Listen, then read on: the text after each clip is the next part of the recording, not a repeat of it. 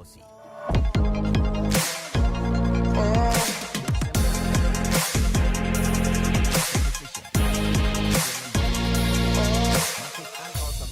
This advert is FDA approved.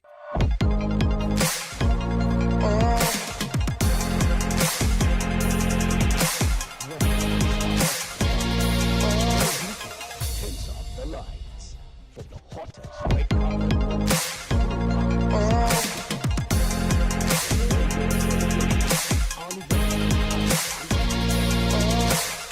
If it's happening, we are there first.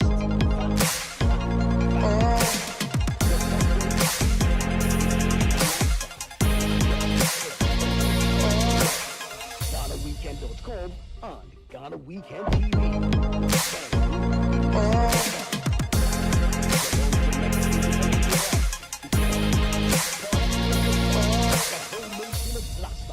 Should know. Visit GhanaWeekend.com.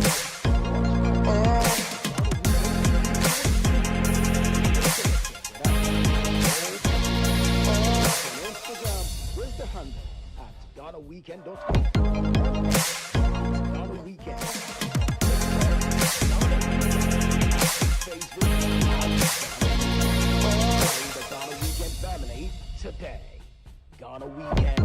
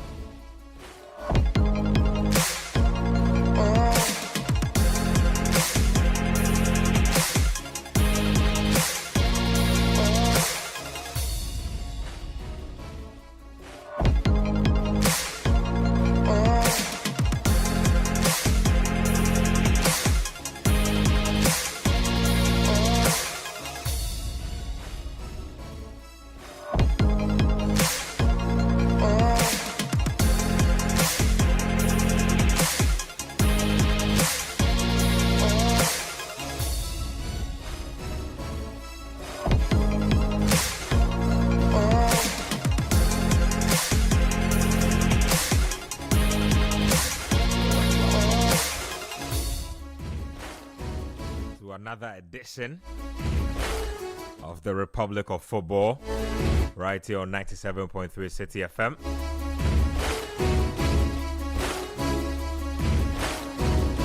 A wonderful afternoon to all of you out there.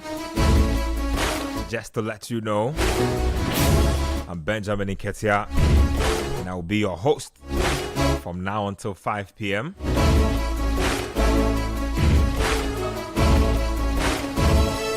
Shows live on 97.3 City FM.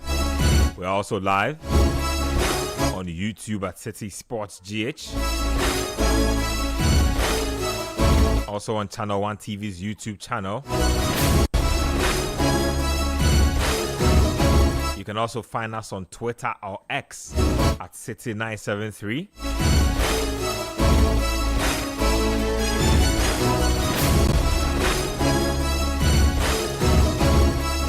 We have a feature game already happening, and it's between Newcastle United and Chelsea Football Club. This game is happening at St. James's Park. We are also live on Channel 1 TV. Yeah, so you can catch us on TV as well. It's 2-2.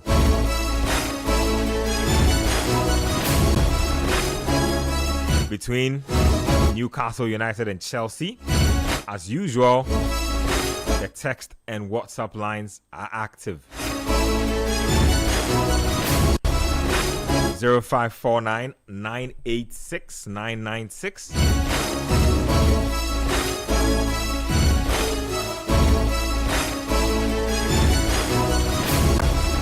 Let me re-announce the text lines again. 0539 986 996. 0539 986 996. You can also get to me on YouTube.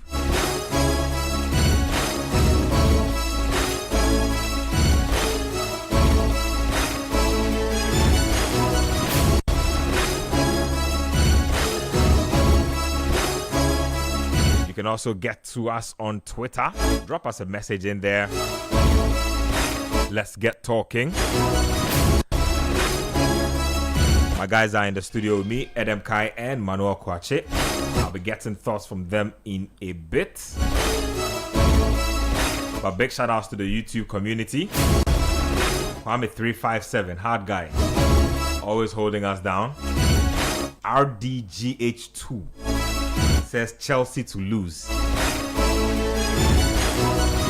For those of you who are listening, those of you who are yet to join the YouTube stream, just head to City Sports GH, hit the like and subscribe button, just so you don't miss anything. Looks like a pretty heated game in the Chelsea-Newcastle one. I'll give you the goal scorers in a bit. It's 2-2, like I said. I will roll out the lineups for you also in a bit. So vote Mada with a brace in this one. And then you have Reece James and Joao Pedro. So that's how we have it so far. Reece James and Joao Pedro. And then vote Mada getting the goal. So we'll be getting your thoughts in a bit.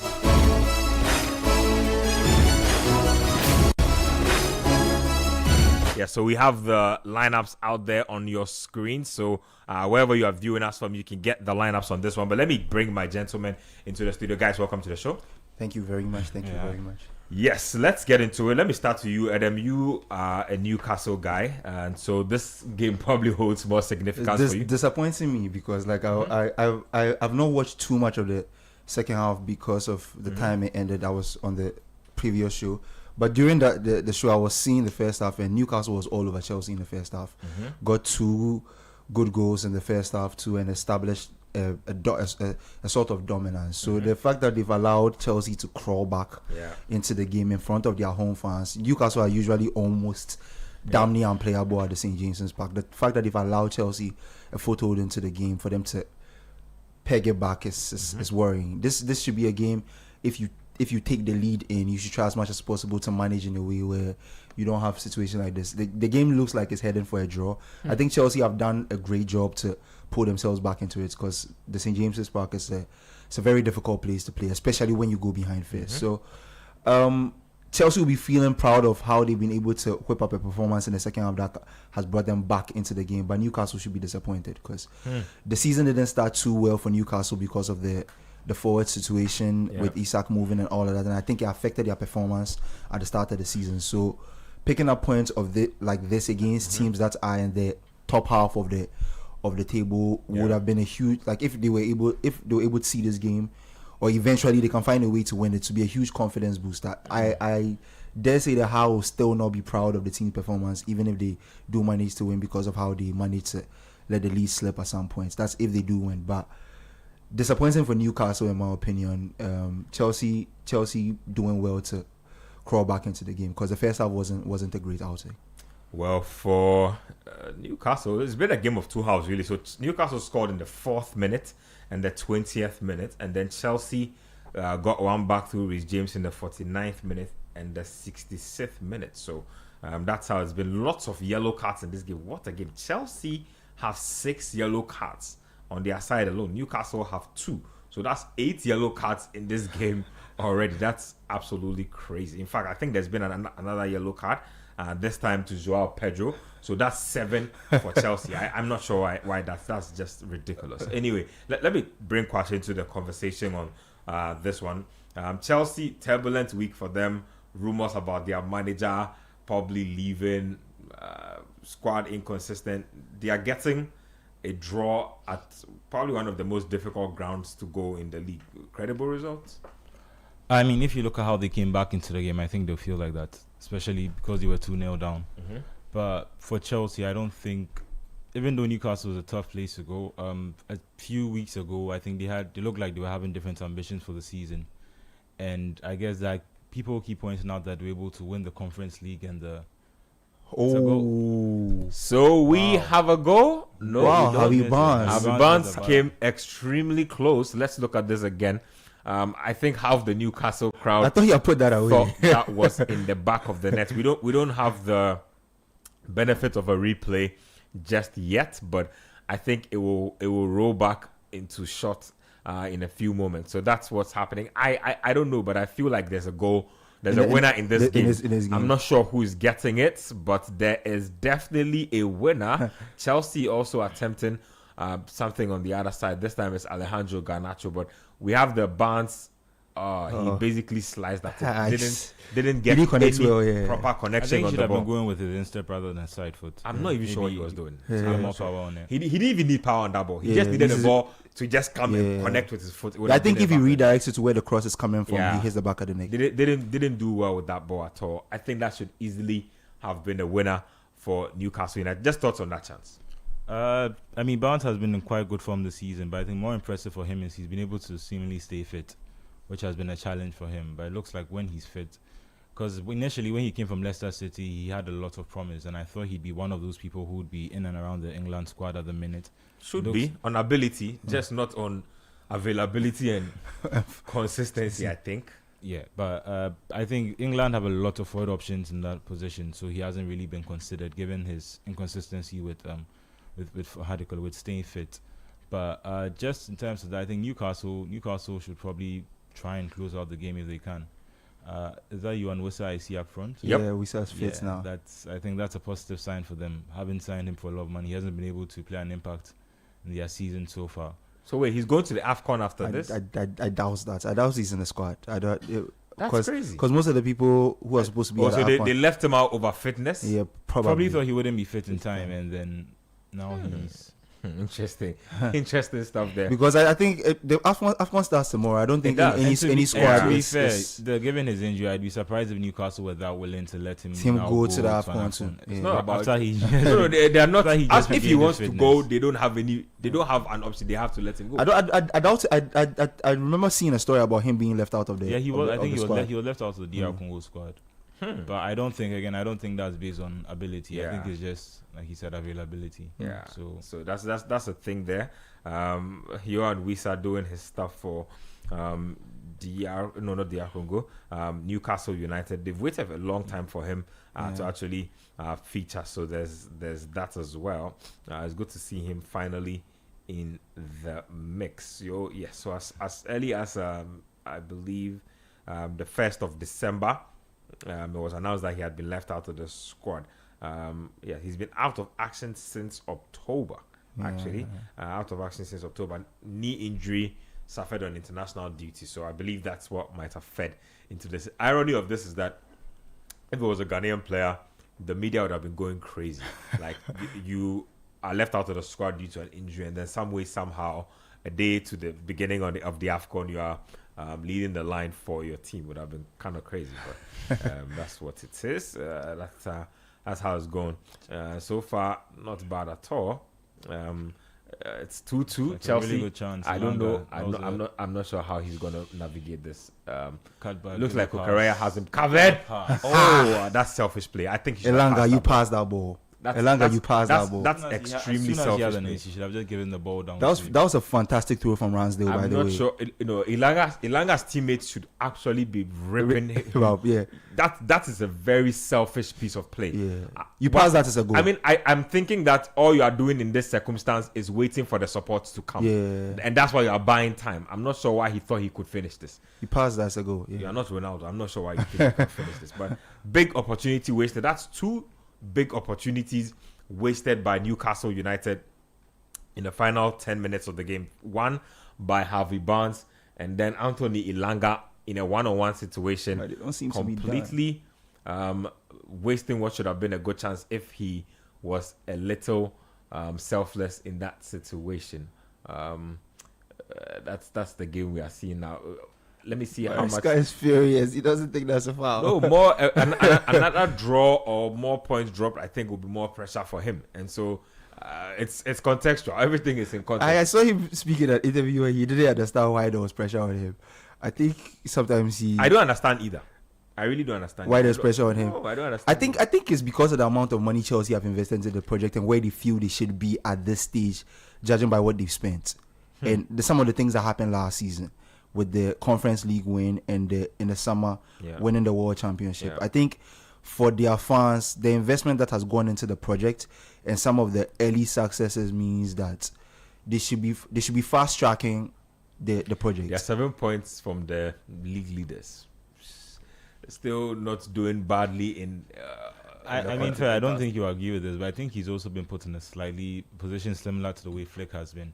Because as much as money has been invested, it's a constant rolling change. So part of that money was spent on Mudryk, part of that money was spent on João Felix, part of that money has been spent on players who haven't been able to actually make an impact in this team. And they didn't buy him any proper centre backs to begin this season. He's been reeling. Yeah, like okay. I said, if you look at their games played, 29 points, fourth. I mean, based on how other teams or how other games go, they might drop out of that, but I don't think it's pressure. I think the pressure is Chelsea fans are demanding, and the kind of history they are. Wait, demanding meaning they think this team should be winning the league by They now? think that if They should be a point or two away from us. if not even winning the league, the title conversation should feature Chelsea heavily. If you ask a lot of Chelsea fans, the title conversation. Hold on. Let me ask Chelsea fans. Do you agree that the title conversation should feature Chelsea heavily? I.e., are you guys title contenders this season based on spending, based on the achievements coming into the campaign? Yeah. So I feel like if you ask a lot of them, the growth of the project or how quickly the project is coming together, at this point in time, they feel like they should be somewhere close to the title conversation. Not necessarily the main person who is challenging Arsenal or maybe a City, but they should be in and around it. And it should not be like it's crazy for them to feel like their team should be in and around that conversation. So I think like that's where it comes from. And the team has a lot of promise, but they can't seem to hit a stride of form that they can maintain. And I think that's problematic for a lot of their fans. Previous iterations of Chelsea were either good enough to be in those conversations or seasons they weren't great at all. But this team seems to it's hot and cold, and it varies from week to week. In some weeks you don't know what Chelsea will show up in a game, and in some weeks you are definitely that Chelsea will take this game where it's supposed to go. So I think it's a combination of all those things. I have a solution for them. It might be unpopular, but that's what I think. I don't think they'll get consistency with this manager. It's who he is. He will play 10 good games, plateau for like another 5 or 7, up another 10 good games, go another 5 or 7 where he's not good enough. And I don't know if that will ever be good enough to win you a title. A league title. It's good enough to get you a cup win, because that's how cup competitions are literally like 12, 10 games in that mix. And so you can get enough consistency to win a Europa League, Champions League, even maybe whatever it is, but you are never getting enough consistency to win the league with this type of play. And I saw it, like we said, we've seen it with him at Leicester. We saw it in his first season here at Chelsea. Second season, it is repeating itself. I would have thought that type of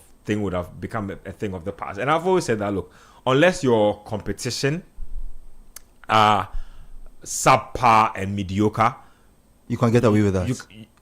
That's the only time you get away with that. If you have like Manchester City, like those seasons where they could go on 15-game winning streaks, you're not winning a title with a Maresca, unless you have a season where what Liverpool had last campaign.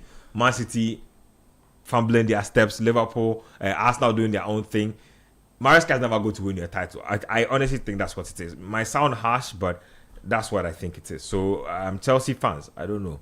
If you want more consistency, you might have to. But like in his defense, I feel like every time he's had a squad, he's had a very young squad. So Leicester, when they went down, they sold all their better players, and they ended up recruiting, like in terms of championship players or Premier League quality players who are now on loan there so that they can get back to the top. And with the young players, you are like, this inconsistency is going to happen. The oldest person on the pitch is Sanchez. He's 28. Then Cucurella. Cucurella is 27. And then the next oldest person is probably Reece James, who's 26. And that's your... Those are their veterans. Yeah, those are their Those are your veterans. Yeah. No, but I say that, look, Cucurella has been around the block for a minute. He's won a European title. He's not a kid. He's not necessarily inexperienced, and he's shown a lot of leadership this season. So I don't know how vocal of a leader he is, but I'm not buying that he can't. Oh, no, I'm not saying he can't. As for But Sanchez, I'm not just looking saying for much from him. Not because of who he is, but I mean, I don't look for much vocal leadership from the goalkeeper. Look, when action is happening on the pitch, you want people who can move around to be able to do that. But I mean, Sanchez is his own thing. Reece James, I think, is a commendable leader in his own right. I don't know if what he has is enough to. I mean, he's good, but I don't know if he's experienced enough to, in the same way where maybe when Real Madrid are looking at Sergio Ramos in that type of, in that sense of someone to lead the club. And the thing is, he spoke about it before the Conference League, where he said he wanted to win that title because he wanted the young players in the squad to get a taste of winning, because it's something that he's used to. But since Chelsea changed ownership, they hadn't really. It's almost like the identity had changed slightly because of what Potter and Lampard were unable to achieve in that time that they were there. Looks like this game will end 2-2. Final seconds. VR check for what? Looks like someone pulled Harvey Barnes down as he was running into the box. That would be a red card, I think, if it really was, because quite a number of those Chelsea players are on yellow cards already. So it'll be interesting to see what decision emerges but out even of if they give him a red card, they can't go back and give a penalty. So I don't think that's a penalty anyway. He wasn't even in the box when it happened. It It happened but the referee, outside the box. as he's even saying, there's nothing in it. There's nothing in it. So I think this game will be brought to an end in the next couple How looks disappointed. Newcastle's record this season has been a bit very tough. So if you look at it, they have the same number of wins and losses. So 6 wins, 6 losses, and now that's 5 draws. 5 draws. Yeah, 5 draws. 5 draws. And so that's, in terms of looking for consistency over a season, I think 5 draws in 17 matches. They are struggling out along with Crystal Palace with playing in Europe sometimes and then coming back to play on the weekend. Because some of their results have been either when they're away from St. James's Park or when they're coming back from a European fixture.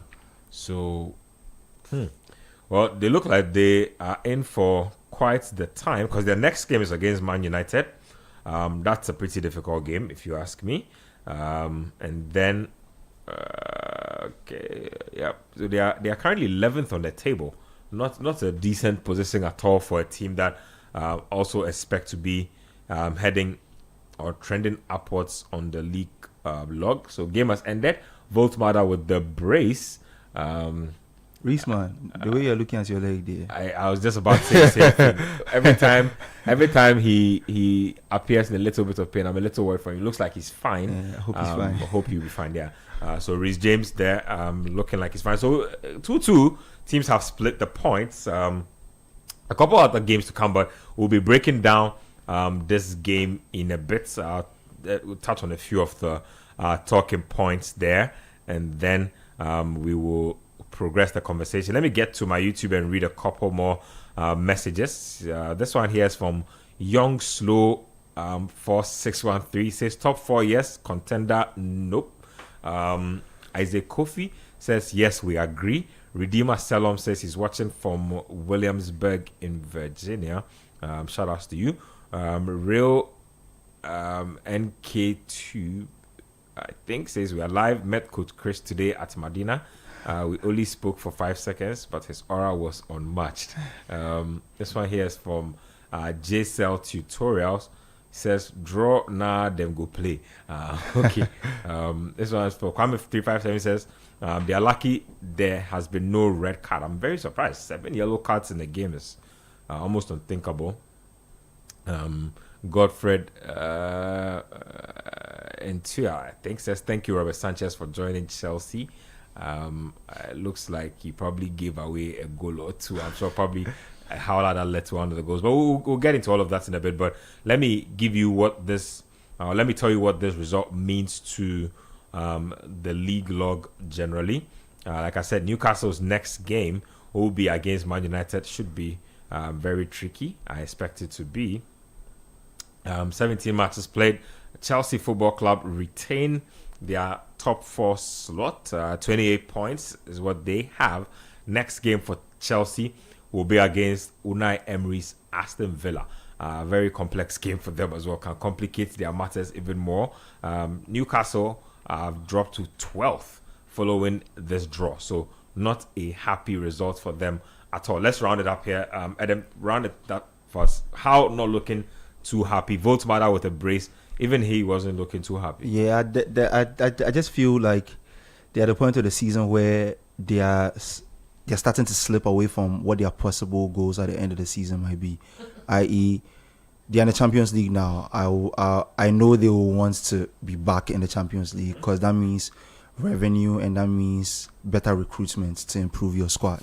So at this point, with how the season didn't start off too well, the results like this, especially at home in front of the fans, will be disappointing. When you take the lead like that and you don't manage the game well, you let it slip. So Newcastle have a lot of homework to do if they are supposed to go in strong in the second half of the season, because we are gradually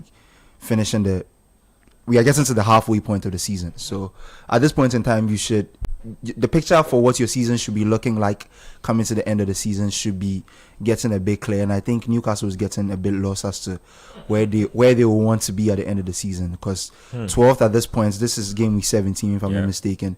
It's not a good look for a team that's in the Champions League and will have ambitions of wanting to recruit better, improve upon this season's performance. And I think Newcastle wants to be a team that will be gunning for a league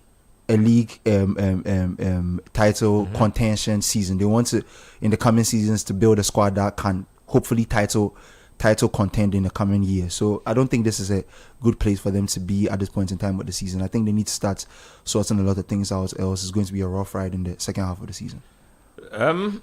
To just follow up on that note, I mean, what would represent a good window for Newcastle? Can they add more players based on how much money they've spent already, based on how inefficient they've been in certain areas of the pitch? I mean, that would actually be their biggest complaint, because they, just similar like when Man City came in with their money, they find it hard to understand why they now need to match their revenue to their spending. Whereas when Man City came in, they could just go and buy Robinho and Tevez and just... but the rules have changed. A lot has changed since then. No, fair enough. But it means that a club like Newcastle have to now be selling some of their home talents, like Joe Will. They have to be selling some of their younger players. Arsenal fans would have come for you. Yeah, I think Anderson was Anderson was one of them. Yeah. I think Miley has been looked at by a few clubs, but these are the type of players that they will have to be selling in order to now be able to go and buy players. And we've had this conversation, like they spent 70 million on Sven Botman. Like they have spent money. It's just where is he? It's just that always injured. Bosman can't be fit to save his life too. Oh god. I don't know whether he's fit at the moment, but big burly centre back who is a lefty, can't stay fit. Money down the drain. They had spent 55 million on both Elanga and Yohan Wissa. And Elanga should have won them this game, and either with an assist or with a shot, but he was doing his own thing. Yeah, as good as they are, if they have to now generate money and the amount of money they can spend is limited, the quality of players they can buy is still limited. I think they will always struggle under this model, and that's where you start to wonder whether, rather than having a manager who has a solid game plan, maybe you need a magic worker. Maybe, Newcastle? Yeah, Newcastle. Oh, but Newcastle, they are funny for me. How that they are doing, they will sack him. I don't know. Like, it's been there for a while, but they know they need to upgrade already. How? Yeah. They know it. But he has the support. I think he has the support of the fan base. There's that, and then also when he won the Carabao Cup, it was like maybe this guy can actually win a trophy. 2 trophies in 2 years. He's in the semis of the EFL Cup again. Yeah. So they could retain their title. But that's the thing. You see, do you want to be playing in the corridors of the EFL when you have spent almost 100 million on a striker, or you want to at least, worst case, Europa League? That's where you should be, like, win the Europa League or win one of the smaller European competitions. Finish top 4. Yeah, I even think Newcastle should be looking. They won the EFL this year. They should be looking at the FA Cup. Yep. Palace has won an FA Cup now. Yep. Newcastle should be looking at, we've won an EFL Cup. if We you should be looking know- at the FA Cup. And if you know, right, the EFL Cup, it's for teams that don't win anything. Like when you win it, there's like, we've known, like we've seen that we can touch silverware, and so this is like our foot in the door for silverware, so we can get more. But for any serious team, it's nothing to them. You can ask Manchester City. They've won the EFL Cup so many times in recent time. I don't even think the fans remember how many they've won. I think Man City win it because their manager actually takes it serious. Pep There's just that. he just Actually, takes it there's serious. that. I'd argue that he probably has the best second Yeah. squad in the Yeah. league. So when, And when also- everyone is rotating. And also, you see, they've always had to deal with people calling them like a new money club. You don't have a lot of class. You don't have a lot of trophies. So all this is part of the history. Like you The need to collect rack them. up as many Collect trophies these as possible, and then it adds to your legitimacy. But for Newcastle, they don't need the legitimacy of the Carabao Cup. I mean, Yeah, 'cause I think they have 4 Premier League titles already. Yeah. It's been almost like 50 something years since they last won the title. Like, come on, man. Like, and I honestly believe that they are not far away with the way they play at home, especially if they add like 2 or 3 more players to this. They have a manager who has the mentality to want to win. They will be flying. But as to who that manager is, I don't know. No, but I mean, I feel like where it's like the Arteta vortex, where it's managers can get better. And is it not possible that Eddie Howe can become a better manager and now become a winning manager? Or is it that they don't have the time? But even Arteta, you're speaking of, there's still no trophy to show for I it. don't think Arteta has gotten better, to be honest. I just genuinely believe that the project has reached a point in the curve where it should be yielding results. And if you look at the players, they bought Arteta everything. Arteta is like that rich kid who gets everything he wants. Like everything he wants and then some. Like look at his bench. And even that, his fan base is not sure 100% if he's going to win the title. Even with his closest and most competitive rivals also like dilly-dallying. That says a lot about him. I mean, not to knock him, because I've always liked Arteta, the identity he set with his defense and everything, but I don't think that Arteta has, granted, like Arsenal has like made progress if you look at everything in context, but I mean, has the manager gotten better? He'll have to show me a trophy for it. I mean, but he was making that point that when he came to Arsenal, Arsenal was like, if you remember the last season under Unai Emery, they were trying to secure Champions League qualification. Yeah. They were. I mean, they got to a Europa League final, but they were not necessarily competitive in a consistent sense. Yeah. And at least for 4 seasons now, they can argue that they have been competing for the league, that they are back in a different Which is level. fair. So, I mean, I don't know if that still amounts to him being better. I feel like this is his potential. For us to like give him like a green tick, he has to win a title. And I'm not talking about that FA Cup he won in his first season, the Community Shield. Like he knows, he's called this two Community Shields. he's called this phase 5. He says that this is phase 5 of the project. So I hope phase 5 has some trophies, and I hope there are major trophies, not them. You know those. I mean, with talks around Arsenal not renewing his contract, I think he's someone Newcastle should be looking at. Arteta? Newcastle, Oliver Glasner. There are talks that he will not renew at Palace. Most likely. Yeah, I think with the kind of investments Newcastle are willing to put into their team, that Palace is not willing to do after selling players there, that Glasner keeps complaining about. I think if he should walk into a place like St. James's Park, they'll back his ideas better. So I think if Newcastle will look to change their manager, I also agree with the sentiment that Newcastle needs to get past Eddie Howe. I think Eddie Howe has taken the club to the heights his talents can take it to. And for the monies they are spending, the fans deserve better football, to be honest. Yeah. For the kind of money they've spent, all this grit and grind football, I don't like it, Charlie. They deserve better. If you are spending 100 million on a striker, let them have some good playmakers. Let them play some football. How much they buy Sandro Tonali again? 70 million. Exactly. They've done the most. Yeah, I mean, it's straight for me that they can spend an amount on Sandro Tonali. When it got to him buying a number 10, then you no offense to Jacob Ramsey, but I think there are a bunch of number 10s that Eddie Howe could have invested in the league. I think Lucas Paqueta was there for the taking during that period. And that's one of the limitations of an Eddie Howe type manager. Again, no disrespect to him. I respect his ability as a manager, but if you are like working a project like the Newcastle project, if you want to attract certain names, you need to have certain coaches in your dugout. Yeah. Certain players won't come to your team if a certain managers. They're like managers pull players. Yeah. Like they look at your dugout and you have a certain manager. They're like, you know what? I might not believe in Newcastle, but I want to look at what this manager has done, and I think that this project will be credible. That's how these things work. So they look at you want to buy a big name player, and he looks at the fact that Eddie Howe is about to be his manager. I'm like, I don't think I want to be I don't think I want Eddie Howe to coach me. Like, a lot of world-class stars will look at that and be like, I don't think I want to go there. And we saw that with Benjamin Sesko. Ignore them. I'm very sure Newcastle could have matched United for money in terms of salary. I think they offered more. Exactly. Or whatever they were giving him. They could have matched him. They didn't go. So that's how these things. And Newcastle has... they're not more prestigious than a United or anything, but they have a lot of traditional club respect. It's not a club that is like...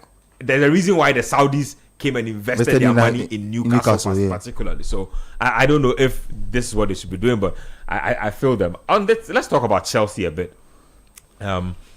Meanwhile, let me just give listeners a good idea of the run-up of matches that are coming. We have a few matches coming up. There's AFC Bournemouth versus Burnley. Talking about AFC Bournemouth, there's new Antoine Semenyo news on the horizon. Apparently, United and City have contacted Semenyo's camp over a move in January. We'll get into that in a bit more detail in a bit. So there's also Brighton and Hove Albion versus Sunderland. That game is at the Amex. Sunderland have been this season's surprise package. Manchester City up against West Ham United. Should be a good game as well. And then Wolverhampton Wanderers Brentford. I just pray that Wolves can get a win just for their own sake, because this has been terrible. And then we'll discuss Spurs Liverpool before we do Everton Arsenal. So quite a number of games to discuss today. I don't know, a lot of the games are getting packed into Saturday now. Yeah, I find and the it. Sunday games. So there's tomorrow, there's just Aston Villa United, which is very weird. And there's a Monday game between Fulham and Nottingham Forest. So let's talk about Chelsea. Manuel, let me start off with you on this one. So Chelsea do the comeback. Maresca looks frustrated. Lots happening around the club. Some of the fans who have texted in, I want to see their responses to if they think they are real title contenders or not. Okay, Talksport GH says Chelsea hasn't a point, and you guys aren't giving Chelsea credit. Chelsea lose away. Chelsea lose always at Newcastle. I remember you predicted a win for Newcastle. You see that you're not title contenders, honestly. That's just my confirmation. That just sums it up. Because if you want commendation for getting a point as away, Newcastle, I don't think they are not a title contender. So thank you for giving me an answer to that question. But Manuel, let me talk to you about that one real quick. You also share his sentiments. You think they should be getting credit for 1 point? Oh, speak your mind. Don't let me prejudice your thoughts. Just speak your mind. The nature of the result, yes, but I don't think going into the game, they were on a poor run, and they got the win against Everton last week. They were able to win midweek against Cardiff. Even that game, it looks on paper, it looks easy. It was the 3-1 win, Mm-hmm. but even during the game, I think there was a point where Cardiff came back and then looked like they were a bit shaky. But for Maresca, like I said, just to end the bad run of results that proceeded after the Barcelona game in the Champions League. They've also had injuries to Esteval, which he was their star boy. Yes, he was a star player. He was a star player in the team. Yeah. So at least in terms of having an impact on the team off the bench, he wasn't always getting to start, especially when Palmer came back. But he has that star quality that when they are not always winning, when they are not having a good result, he can come on and change the game. Even though it's just a point for them, at least based on, unless there's a massive goal swing, it looks like they'll still be in the top 4 after this week, because there's a 3-point gap between them and the next team, and I think their goal difference is +12 and the next team's is +5. So unless they'll take about 7 goals. Yeah, they should be safe at least for this week. They should be safe in the top 4. And Chelsea fans, please calm down. I think Talksport GH says, but Ben, I didn't say Chelsea are title contender. It's a good point considering how Chelsea started the game. No, I'm not saying you said Chelsea are title contender. I asked the question that based on the pressure being put on Maresca, does that mean Chelsea consider themselves title contenders? And you are saying that based on how like this game has gone, 1 point is credible. To be honest, 1 point on any day against Newcastle from any of the other teams is credible. But based on Chelsea's current run of form, and Chelsea have been good away from home. Yeah, Chelsea have been good away from home So this season. Yeah. I don't think that unless they don't have like sure like concrete title ambitions, if they do, I mean, anytime you are a title contender and you drop a point, you punch the wall a little. Yeah, me, you kick yourself a really little. think You don't it's like that. I really think it's an identity thing. The fans still, to them, the identity of the club is what it used to be under Roman. They were winners. Yeah. They were winners. Every year to every other year, Chelsea won the title. And this is a new ownership that kind of don't have that identity, but the fans still see themselves as that club. And I think that's what's happening there. The Chelsea they know and fell in love with supporting, and the structure that is there at the moment are not the same. And I think this Chelsea will have to become that Chelsea. I don't know if I'm making any sense. This Chelsea is on the road to be becoming that Chelsea that wins titles crazy all over the place. And I think last summer to last season was like a prelude, and the fans are expecting something to be built on that. And so far it's been a bit inconsistent. I hope this season can come with a title for them at least, because it can keep the momentum going. Things like this you usually need momentum to keep it going. If this season doesn't come with any sort of silverware, then maybe the project will be looked at as do we need to reevaluate things? Okay, so I think I'm getting the context of TalkSport, J. So Chelsea have actually been woeful against Newcastle for a minute. So last game before this one, I'm looking at the results, and you can see it there. So 4-3 lost, 4-1 lost. Chelsea won 5-1 on one of those ones. Newcastle won 2-0. Newcastle 2-0. Yeah, so they've been taking a beating from Newcastle. They've been whooping them for a minute. So, okay, so TalkSport GA says Chelsea aren't title contenders for now. For now. It's just game by game. You see the point I'm making about the identity is the thing. Chelsea fans know themselves and their clubs as a winning club, and now they are in a space where it's not really clear. So it's Charlie, somebody's Cove Town babe is taking them to their cleanest. He says that they have inferiority complex when it comes to challenging for the EPL trophy. How dare The moment you mention they are contenders, they cower. Their cap is top 4. Omum pe pressure they are.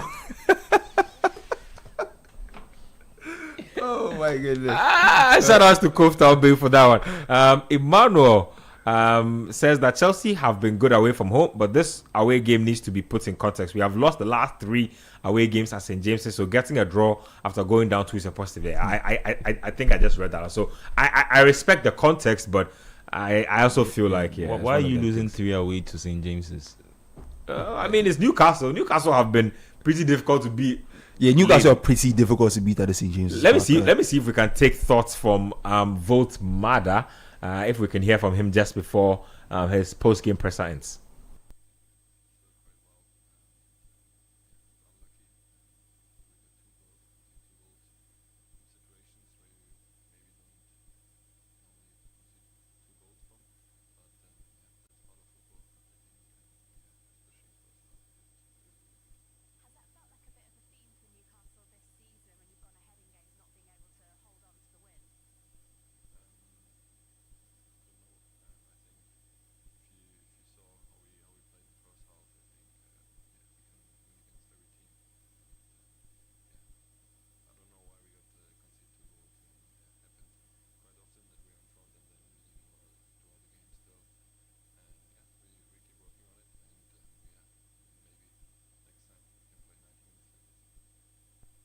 So Newcastle United splitting points with Chelsea there. Nick Voltmada says he can't wrap his head around why they keep dropping. I know he can wrap his head around it. He just doesn't want to say it at the presser. He's just being diplomatic. Let's wrap up the Chelsea-Newcastle conversation. That's an interesting stat on the screen about how Newcastle, in the first half, they've scored 12 goals and conceded 4, but in the second half, they've conceded 18 goals.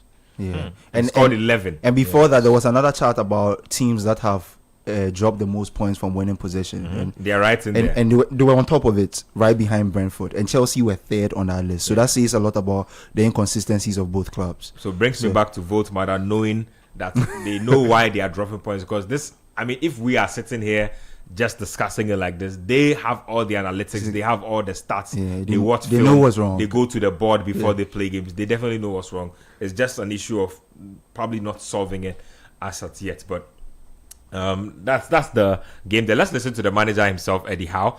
He's also sharing his thoughts.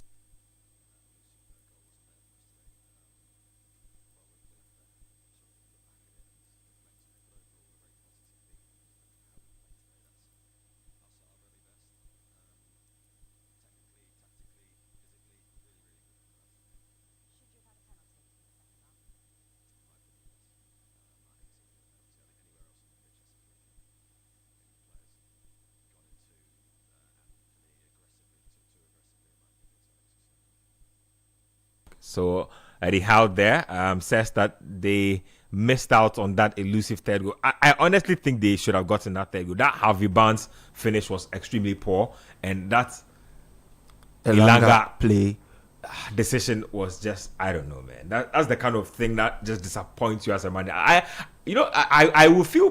That's the thing about Eddie Howe. I don't.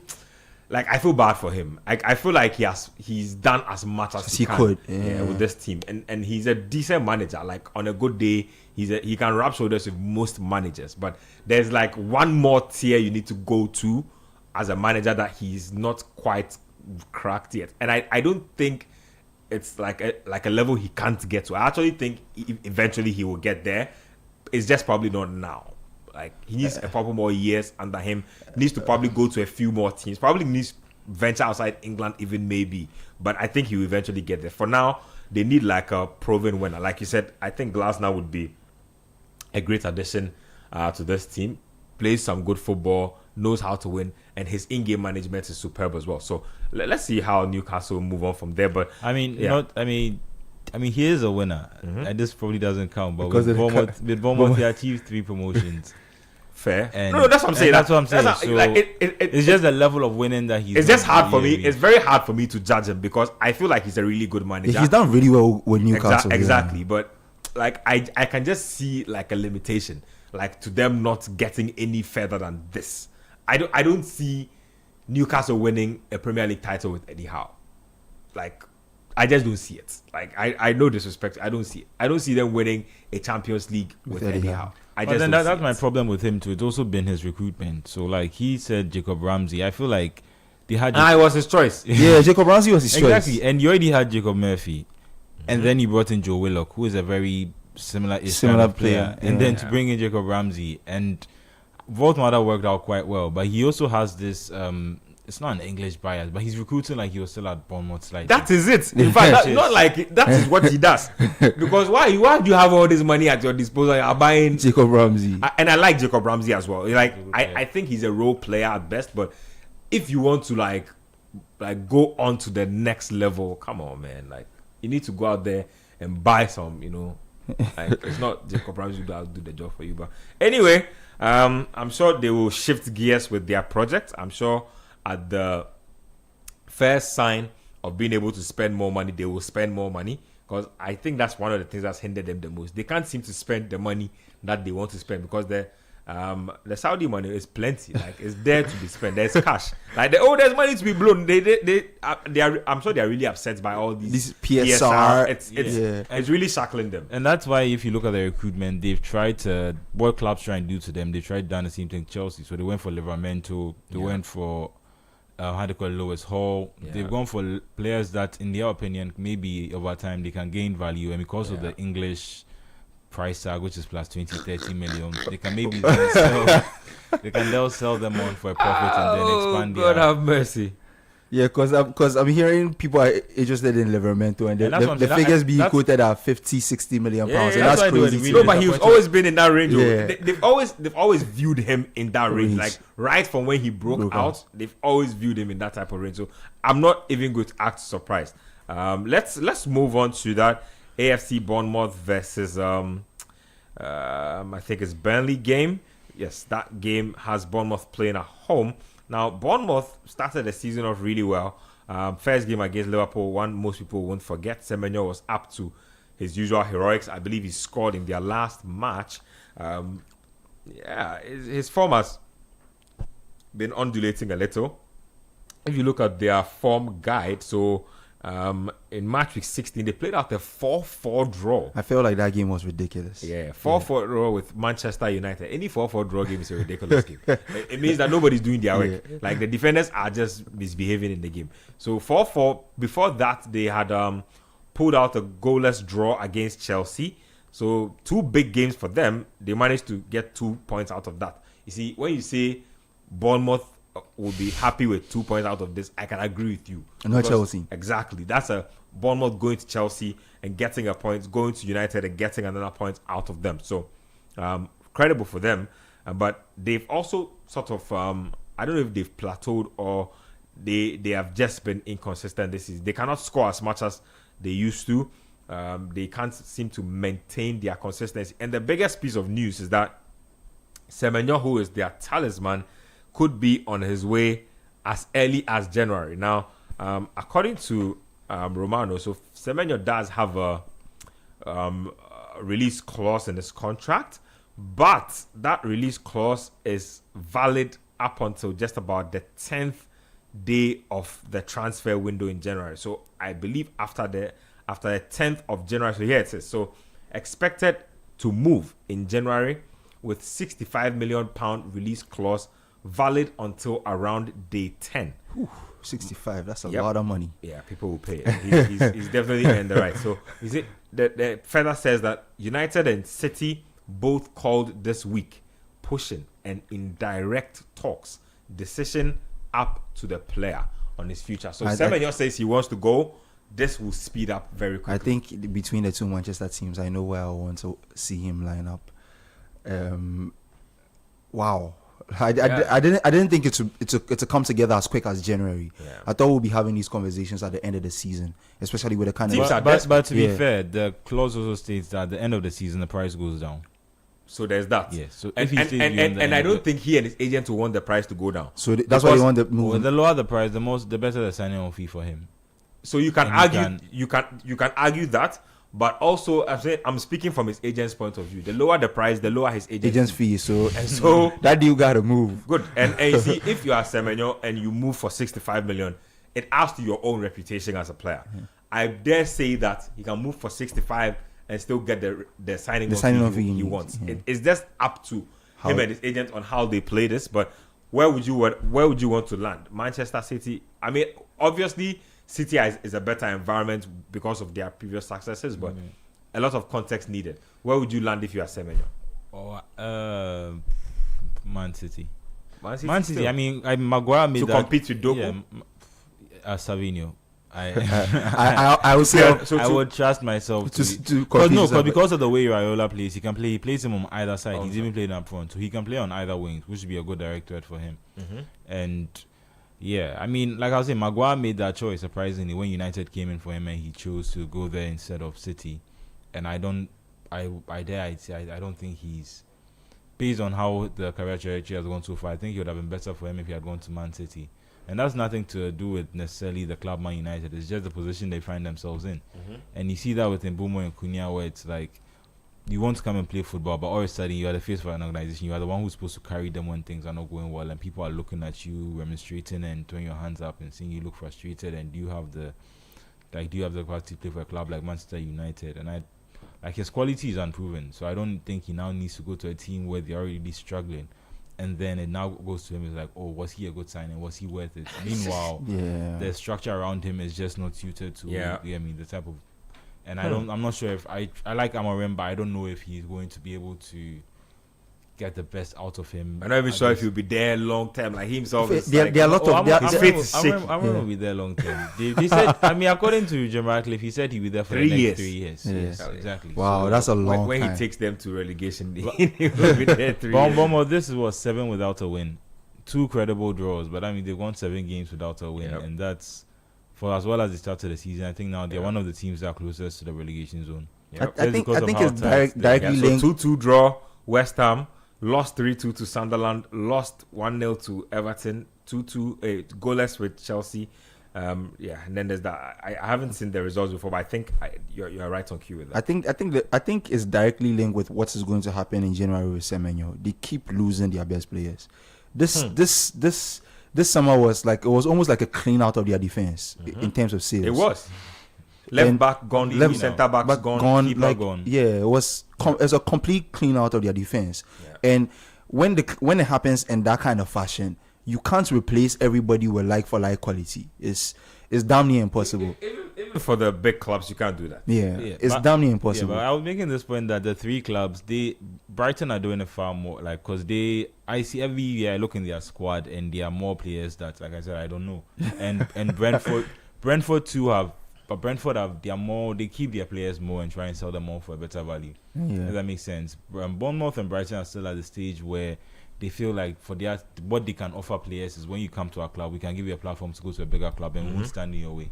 If you play well, come play 2 seasons and the big team comes for you, we won't stand in But your I way. also feel that Bournemouth have reached the point due to their performance across the last few seasons where I feel like their fans deserve some sort of European football, at least even if it's the Conference League.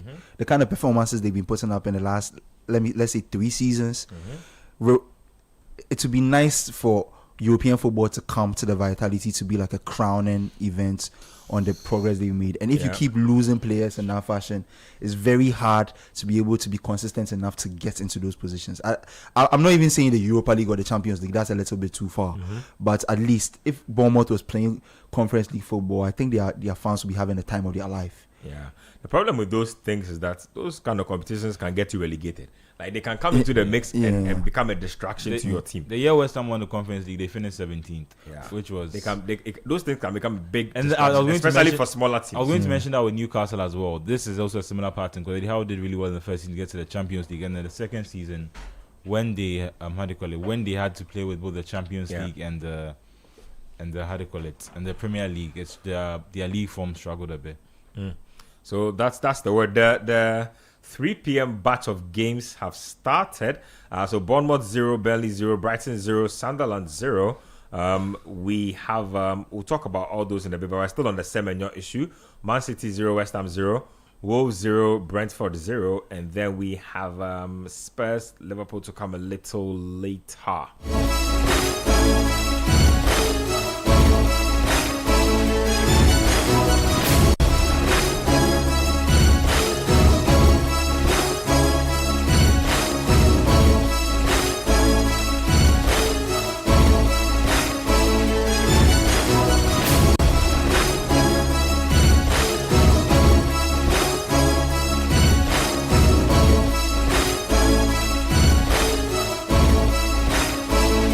You can text into the show 0539 986 996 0539 986 996. This is the Republic of Football, live on City 97.3 FM. We're on Channel 1 TV as well. On X and Twitter, we're on 97.3 City FM's official channel or handle. When you go to YouTube, we're on City Sports GH and Channel 1 TV YouTube channel as well. So we are literally everywhere. Just discussing Antoine Semenyo, subject of increased interest from both Manchester clubs. According to transfer guru Fabrizio Romano, both United and City have been in direct contact with Semenyo's camp and AFC Bournemouth, and that the decision to make a move is solely on the player. Release clause of £65 million. You want to say something? Yeah, he was speaking earlier in the week too, and he said Tottenham have admired him for a long time too. They tried to make a move in the summer, but the player wasn't open to the move at the time. And they don't know if right now he'd probably be the better option. He also said that Liverpool were looking at him, but they don't know whether they are willing to make the financial investment in him. Liverpool. Yeah. Oh, they should swap it for Cody Gakpo, and then Liverpool can top up the money. or am I like, oh, why are you doing like? Why is Gakpo a better player than Semenyo? I don't think Arna Slot will sign off on it. No, I just we don't like that. That's his most used player this season. Quick swap, like I won't blink twice. Quick, and then they'll top it up with some money. Yeah, let me take your thoughts on the whole Semenyo matter. The guys have both say Manchester City. I don't know if you would like him to land at United for your own reasons, but where would you go if you were Semenyo, and would you make the move this summer, this winter window? No, I think you have to wait till the end of the season because at that time you make it more gettable. You make yourself more gettable because as part of the release clause, once he sees out this season, it drops quite significantly. Yeah. So 65 million pounds, you're looking at a 40, situation 45. where he could end up going for about 40, 45 million, which is quite gettable for a lot of teams. Yeah. A lot of the teams that you mentioned, the top 6, top 7. And at that point in time, you get a chance go. Yes. So we have a goal. Look at him. He made the first try. I'm saying, but he wasn't going to miss the second one. Erling Haaland has given Manchester City I'm the tired of lead this guy. in that game against West Ham. 5 minutes played, 1-0 with the robot dance to boot at the end. Let's have a look at that goal again. So Then Foden did some really good work down the right. and got the ball. Foden has heard you people talking Yeah, about he's Haaland he's made had the first me chance. in particular. Oh, right foot finish. So left foot goalkeeper parried that back into his path, and then he got on his own rebound. That's amazing. Semenyo almost got an assist for AFC Bournemouth. Wow. Brilliant pass, vision behind the pass. And Who's that? Who missed that chance? I think it was Adam Scott. Charlie. Oh, how are you missing that? No, Anyway, Brooks. Anyway, and Brooks is left-footed. He should be burying that. Yeah. Anyway, so that's the way. Just Yeah. make your points on And that makes him, once the price drops to around 40 million pounds, that makes him more gettable. But if I'm Antoine Semenyo, I don't think Man United will be the ideal place to go because they have. Charlie, which bad name is this? Hey, see na No, because they are quite settled in that area now. United? Yeah. I mean, just Chesko, there's Cunha, there's Mbeumo, Messi But Mount is Sesko, also he's there. not settled. Though. Oh, I think, but they're okay. Even if you take Chesko, Even Cunha is not settled. Like oh, that. but he's playing well. I mean, his goals and assists are not that high, but overall productivity. When you watch the game, you can tell that this guy is really playing, and he can only get better. And there's also Messi Mount, there's Amad Diallo. In a situation where Man United gets a proper fullback or wing back, you push Amad Diallo to his natural position. And so, if I'm Antoine Semenyo, I don't think that will be a place I want to go. Besides, Man United will look to invest more in their central midfield area and the fullback position. So I don't think Antoine Semenyo is a guy they'll be looking out for. But Tottenham Hotspur is a good place to go. But looking at the situation where pretty much there's bound to be or very likely to be a coaching change. Do you want to go into all that turmoil? Man City, no. Liverpool is a gettable place because it's very possible that they could move on from Mo Salah after this season. It's very possible. And so in that situation, then there's a hole or a vacancy that needs to be filled up. And if you are Antoine Semenyo, you fit an slot type of player in the sense that you are a hard-working player. You get a decent number of goals, a decent number of assists, and on top of that, you bring back what Liverpool forwards or the attacking lineup. That's if the bald guy is going. Like all the things you are saying aligned properly. If that's the guy is going, I don't think he will go. I don't think Liverpool is a team that will let Andy Slot go after this season. I don't think he's that kind of guy. Statement because at the end of the day, you need one. So we are stuck with Andy Slot. Yeah, at least for one more season. At least for one more season. At least for one more season. I feel like the results have to really get bad before he'll be sacked. And right now they are on the uptick. Their results are on the uptick. They play 5 games in a row. They haven't lost. And Spurs will definitely 3 wins and 2 draws. And so if you are Antoine Semenyo, you give them a little bit of a throwback to what they had before in a hard-working wing forward. Now, the players that they have in their attacking lineup, they are all quote-unquote refined players, more or less. And there's one knock on the team and those players ever since they joined the team. Because that's the reason why their intensity in pushing or stressing the opposing defenders have dropped off. They are unable to create turnovers off their press because the intensity is lacking. Oh, is that Erling Haaland again? I don't like the synergy Sheki and Haaland are getting. I'm telling you, I don't like it.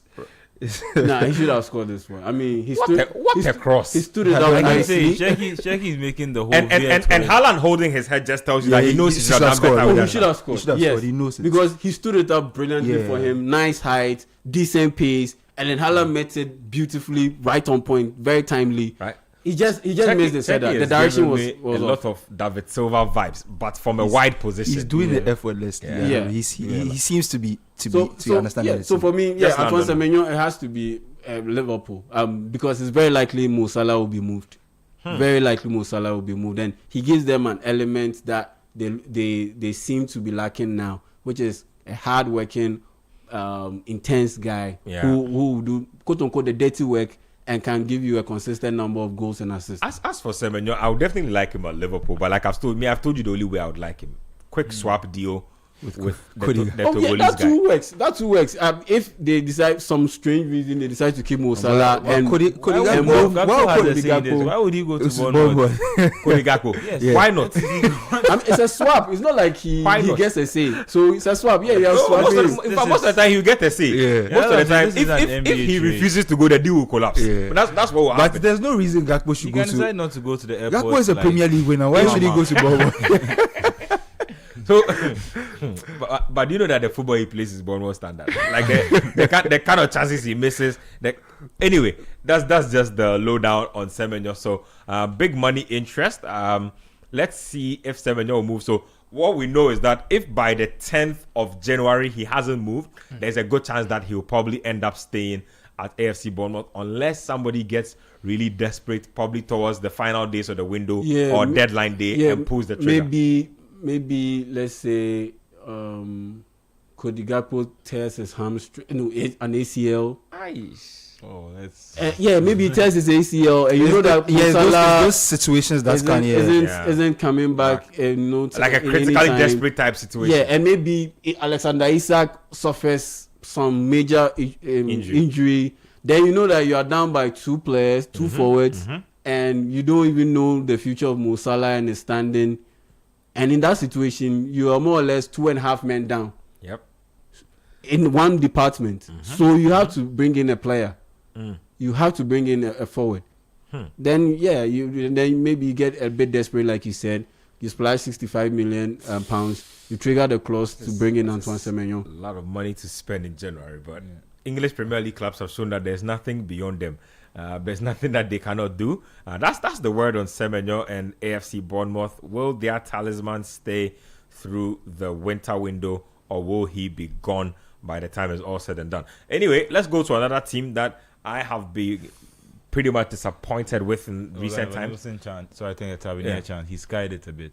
It was a really good setup from the Bournemouth team, but he wasn't able to. It's what's been happening with them lately. Look at the way they set it up. Brilliant. Well-worked move from the corner kick. They just guided it. And this is the second one that they've missed. You remember the Antoine Semenyo one that he set it up nicely for Brooks. This tells me that the coach has done his job. And he is doing his job. As for the coach there, when things go south, he will jump ship and big teams will catch him. It's clear that the coach has done his job at the training ground. Coach, I'm surprised is still at Bournemouth. Raiola, I think he deserves a team that will invest in his ideas. Maybe you see sometimes he's looking for, he has his eyes set on a specific job.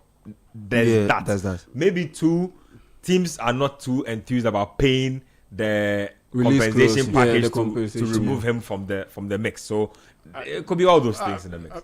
And that's the thing. Spurs, for instance, you can tell that they do have some bit of regret bringing in Thomas Frank. And as soon as they made that appointment, I said it like, they this guy, that guy. They just don't know how they go do it. He's not the perfect fit for Spurs at all, because he's a pragmatic defensive style coach, and Spurs fans want expressive football. They want.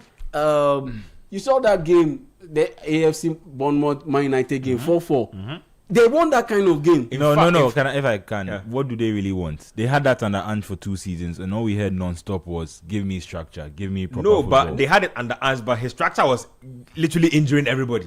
I mean, if you are hurting all my players with I don't remember Spurs fans looking at the game they lost to Chelsea, the one where Nicolas Jackson scored a hat-trick, where they'd had 9 men and were still on the halfway line.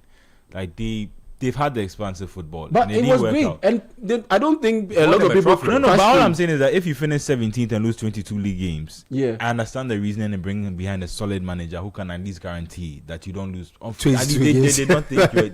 But, you see, But but that's the conflict of Spurs. You lost your entire back line. No team can survive. Bournemouth. Well, They lost their entire back line. Three Well, with that the was on goalkeeper. off season. No, this Yeah. is during the The season. season. I just think that look with Spurs, right? It's the same thing they do with Nuno. They didn't want him, but like they didn't get their first choice manager, so they hide. I don't know if Thomas Frank was their first choice manager. To be I'm not honest, sure. my main problem with the Frank appointment was Spurs had just won a Europa League. If you are bringing in a manager, I think you should bring in a manager who can build on that. Thomas Frank hasn't done anything at that level that Nope. shows that he Nope. can build on Nope. that success. Nope. As much as Ang had a problem in the league and he wasn't picking up points and he lost a lot of No, games. Andrew argued that he was purposely putting his best team aside so he could win the When the- Europa yeah, League. so and he won the Europa League. The team has won a title. These players have had a taste of silverware Yeah. that needs to be built upon. Thomas Frank is somebody who I felt like the next step that Spurs needed to make, he was not a guy who could take them there. So it's quite surprising to me that he brought him in. It's a conversation I had with Angelo one time about how I don't feel like Frank would take them to the next level, and I think soon into his tenure we'll see why he's the guy who can do that. He started bright, Yeah. by the way, but then the PSG game was one of the games. After the game, I told Angelo, like, look at that, like, you go 2-0 up, you can't hold on, you lose the title. That could have been a way to come out the gate and show the Spurs fans that you can win their trust and you are somebody who they can count on to grind out games of that nature and results. Because I felt like PSG came into the game at the latter part of the game. Yeah. PSG had like a hot streak of 10-15 minutes and they turned the game around, and that shouldn't be the situation with the kind of success Spurs have had from last season and what they are looking to build upon. And Spurs invest a lot of money in their squad. I think a lot of people forget that Spurs spend money. Yeah. So the money that's being spent and some of the performances are not really matching. They have really, really talented players in their ranks right now, and I think they need a manager that can galvanize all that attacking talents to something This is what I am saying. that's can Anyway, be just- They should substantial. have gone in for Iraola. Just by way of apology, so I'm just being told by way of feedback that the Vote Mada and Eddie Howe audios we played didn't go out on air, so I'm sure there must have been some silence whilst you guys were listening. We could hear it in the studio. Those of you out there apparently couldn't hear, so if in case that was the situation, we do apologize for that particular one. Yeah, I think they should have gone in for Iraola. Yeah, Spurs should have gone in for Iraola because he had come into the EPL. Yeah. That was his second season last season, and he had done so well with AFC Bournemouth. Had a pretty much depleted squad at quite a significant period, or during a significant period in the league, and he still managed to get them almost to qualify to Europe. And so, and looking at the way his team plays, all attacking, very intense, very disciplined, very creative in the way they do things. Yeah, I think it would have been great if he was the one who got the job.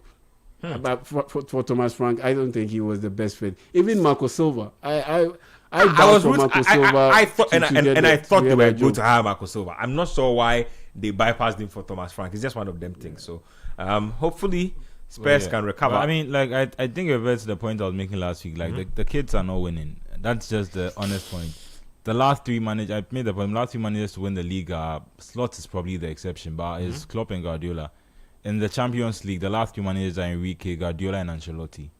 Like, for all the new... I understand. But The new I also, managers- that's what I also keep telling people, that the proven winner managers, they are almost extinct now. Yeah. Like, you can almost not find them anywhere again. So right now, when you are hiring a manager, you are hiring potential. There are very few proven managers who can go around. The managers who have won trophies, who are there to hire, a lot of the teams don't want to hire them again, because a lot of those managers don't like a lot of analytics. Like, they don't like deep, okay, the data says that we should do this. The data says that we should do this. They don't like those things. So a lot of them have, like, that's how come somebody like Jose Mourinho is like backpedaling. He only gets jobs now with teams that are like 120% committed and love him from his days when he was a serial winner. Like, those are the kind of jobs he's getting. Yeah, I mean, but Ancelotti had that for a while. So after he left Real Madrid, there was a point where he went to Napoli. Yeah. And then he came to Everton. Yep. And it looked like he was in that arc of him reversing. And then Madrid came back. Florentino just said, come back. And he went another Champions League. He wins a league title. No, but also peculiar to the Ancelotti run is that he said he went where first before Everton. He went to Napoli, Yes, then Napoli. Everton. I mean, he was at Bayern.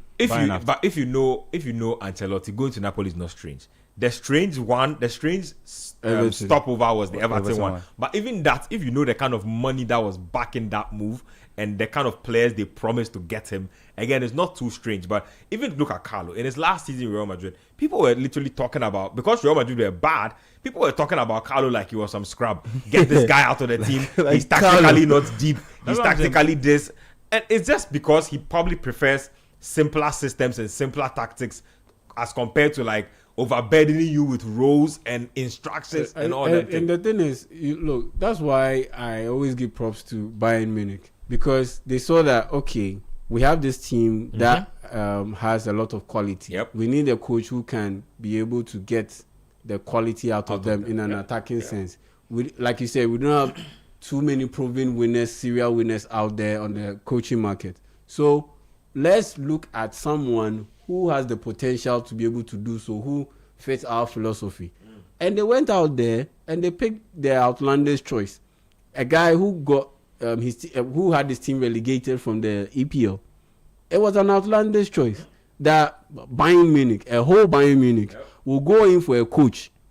And we have to factor in this, a black coach whose team got relegated.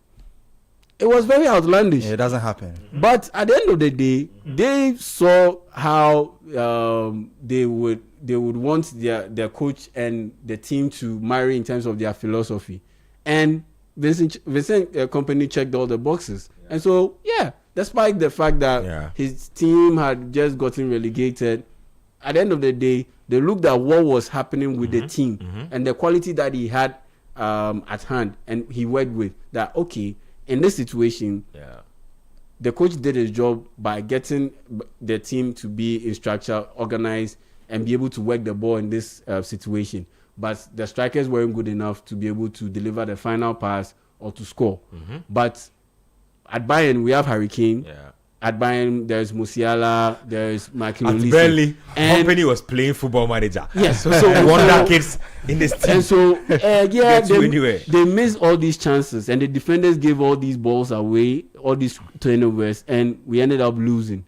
But at Bayern, you're not going to have a situation where your goalkeeper is virtually gifting the opponent the ball pretty much every game. And so, we married that, and we believe that, this will be a very good one. So that's how come, after seeing the success that Bayern Munich had chalked with Vincent Kompany, Tottenham Hotspur decided not to go in for a guy like Marco Silva or Andoni Raiola. That for me was very shocking. They will pay for it. Just on the Kompany front, I'm not trying to be disrespectful to the German league, but I think in the Kompany conversation, people always do not regard the point where he got a record points tally with Burnley in the championship. And I'm not trying to necessarily compare the level between the championship and the German first division. But because of how well the championship is now fought by teams that were in the Premier League and Premier League money, it means that their level is quite higher than maybe another second division league around the world would be compared to that. Which is fair. Which is a fair point. And you have to really bad at Bayern not to win the league. No, but I also slightly disagree with that, because I saw Thomas Tuchel at Bayern, and I saw the way his team used to play. And he won the league there. But he nearly missed the league. He won because Dortmund lost on the final day. Dortmund have been Dortmund, because Dortmund were Dortmund. But that's the in point fact, I'm if making.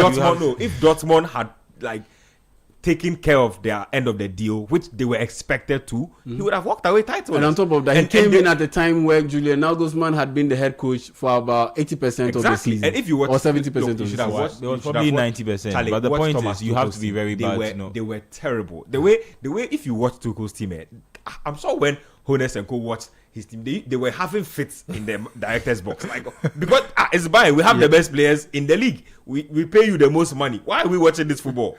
And that's why they brought Kompany. So as for the people trying to knock him, I disagree, because look, I see the quality of football they play. I see the quality of the passing, the quality of the chance creation. Yeah. Charlie, have you watched? You see that Tuchel? I'm not going to use the word. I was going to use the T word, but we are on radio. Charlie, that guy, Charlie, haram football general, like he has a badge. Like nobody speaks about, especially when his team begins to lose. Oh goodness! As Chelsea fans, the last Thomas Tuchel days, how it was like you can't watch the game. He just at this Like pragmatic the mode. game, it's not even like Charlie. The game is just unwatchable. It's just nasty. No, but like, then that's him nyama. tactically trying to like outstop the opponent from scoring rather than focusing on his team. I'm how to call It's it not because either which way it's not pretty, and I don't want it for my team. I don't know if you want it for your team. I mean, I don't want it for my team. I don't want that tactics. You see, one of the things I'm looking forward to the most is watching England under Thomas Tuchel at the World Cup, so that I can watch the hypocrites come out and talk. Yeah, it will be just like Gary Southgate. Because they had. Oh, in fact, I think Southgate's football is nicer than It will be Tuchel's. just like Gary Southgate. They will have all the knives out for him, and I will just sit back and smile and say that you people are all a bunch of hypocrites because you called Southgate out for all these things, and you went and hired somebody whose football is worse than him. So anyway, I think they conversation just for wanted another day. to bring in a manager who had the pedigree. That's all. Charlie, pedigree, it works. That's So it. pedigree That's it. and reputation. Other than that, because like you said, Tuchel and Southgate, the way England have played so far, I don't see any major difference. For instance, Tuchel took over from Klopp at Dortmund, right? yeah, Yes. yes, I remember. Did was you see able what- to win the league. Did you see what his team looked like? That his Dortmund team.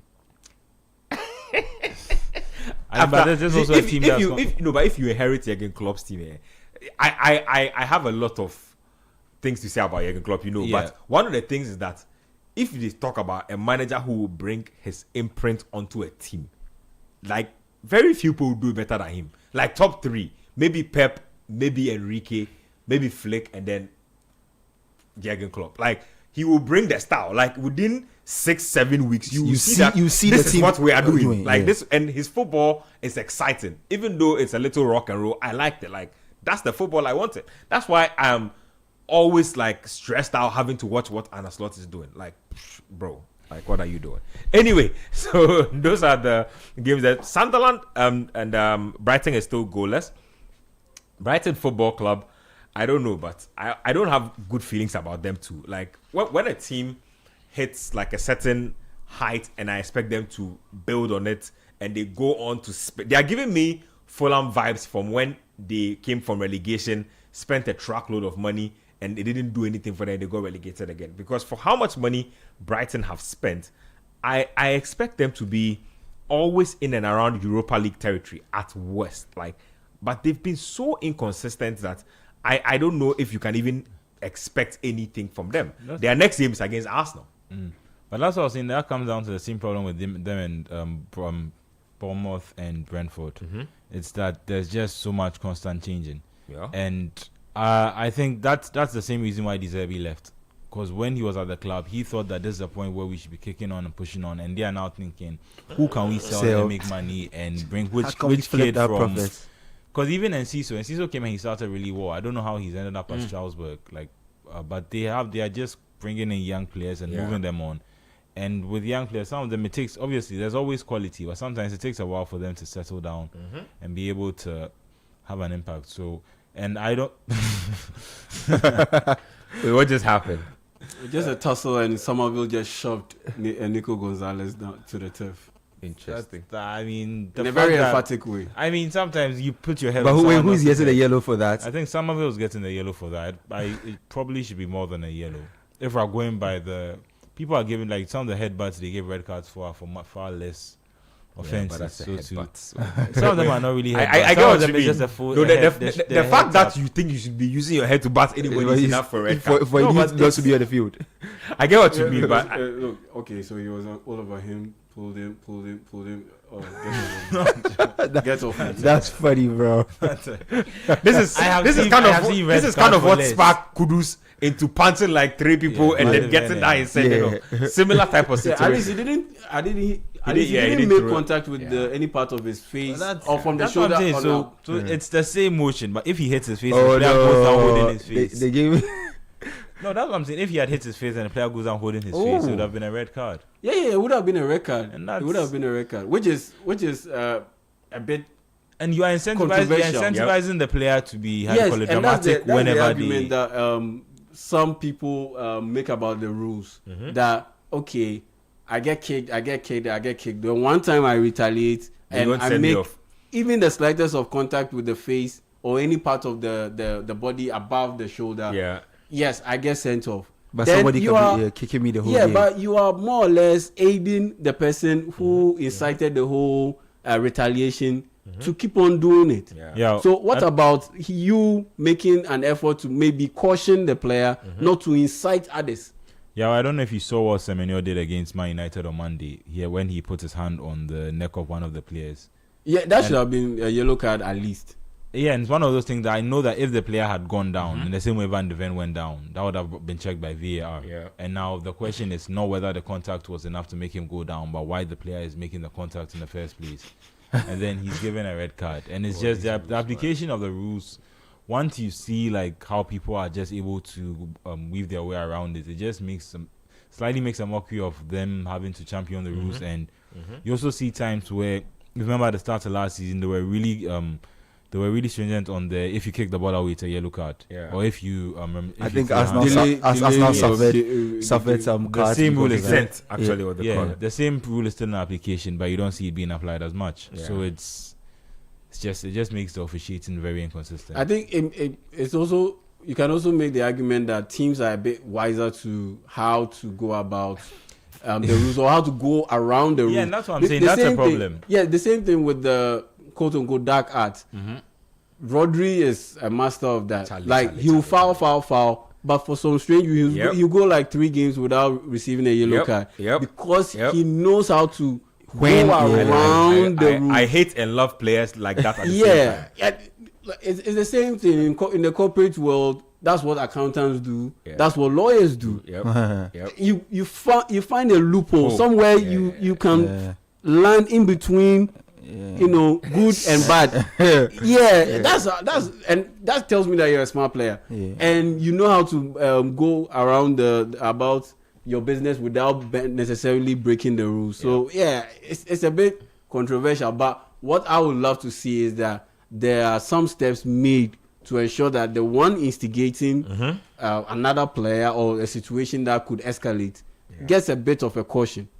That's what I would love to see. Well, so that's the with Brighton 0, Burnley 0. Let me see if Welbeck is playing. Last time we needed him on the pitch, he was warming the bench in a game where I thought they could have done better. Jorginho Rota is starting again ahead of Danny Welbeck. I mean, what's going on here?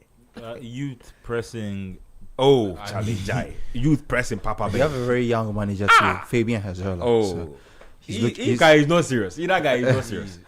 He's like Enzo Maresca in a lot of ways. Like, he likes to rotate his team. I've not seen some before. Like, 1 week you have like 5 different changes. The next game you see them like 6 different players in the squad. Maybe it's the analytics, because at the end of the day, He the plays- analytics will tell you like maybe there's a build up of way too much minutes for this These player, players are barely playing, to be fair, at And- this stage of the season. and you have to be able to manage his issues. Yeah. With Danny Welbeck, he's had some injury issues and all that. So I'm pretty sure the analytics will come into play in this case, because he's one of top 5, top 6 top scorers in the league. He should be. He's joined third with Jorginho Rota. No, Rota. Danny Welbeck. Welbeck, Yeah, so why are you benching him? Yeah. So Doesn't make any sense to me. so that's what makes me believe that it has to be the analytics, because at the end of the day, why are you benching him and playing Rota ahead of him? And today he's not even on the bench at all. Actually, he's not on the bench at all. I'm looking at the bench right now.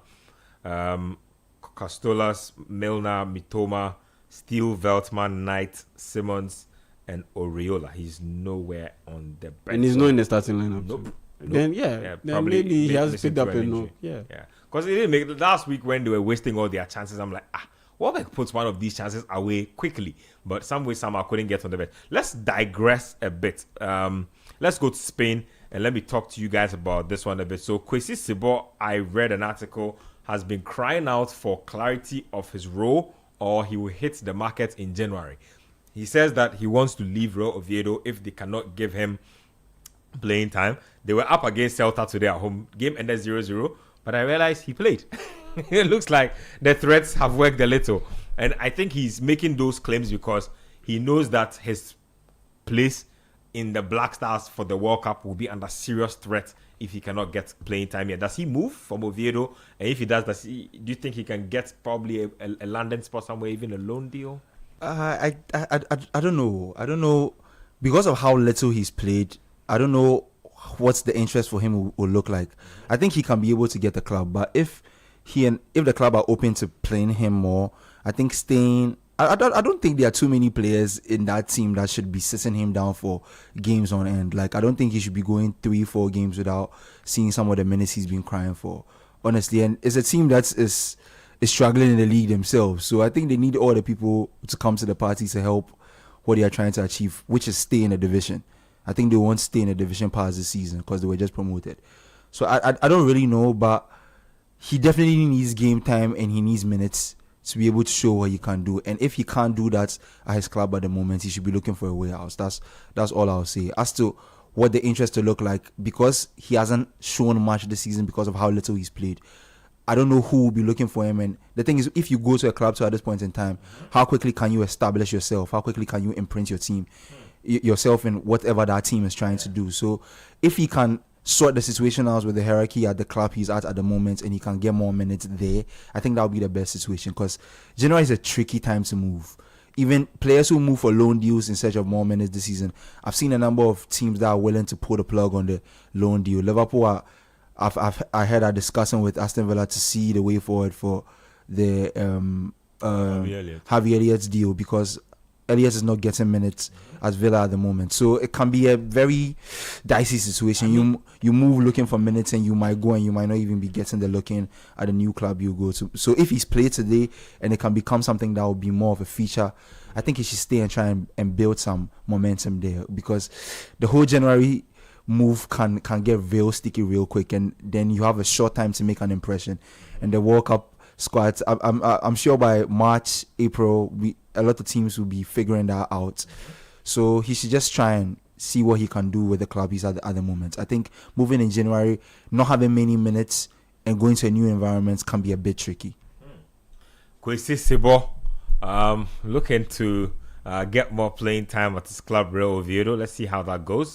They drew goalless today.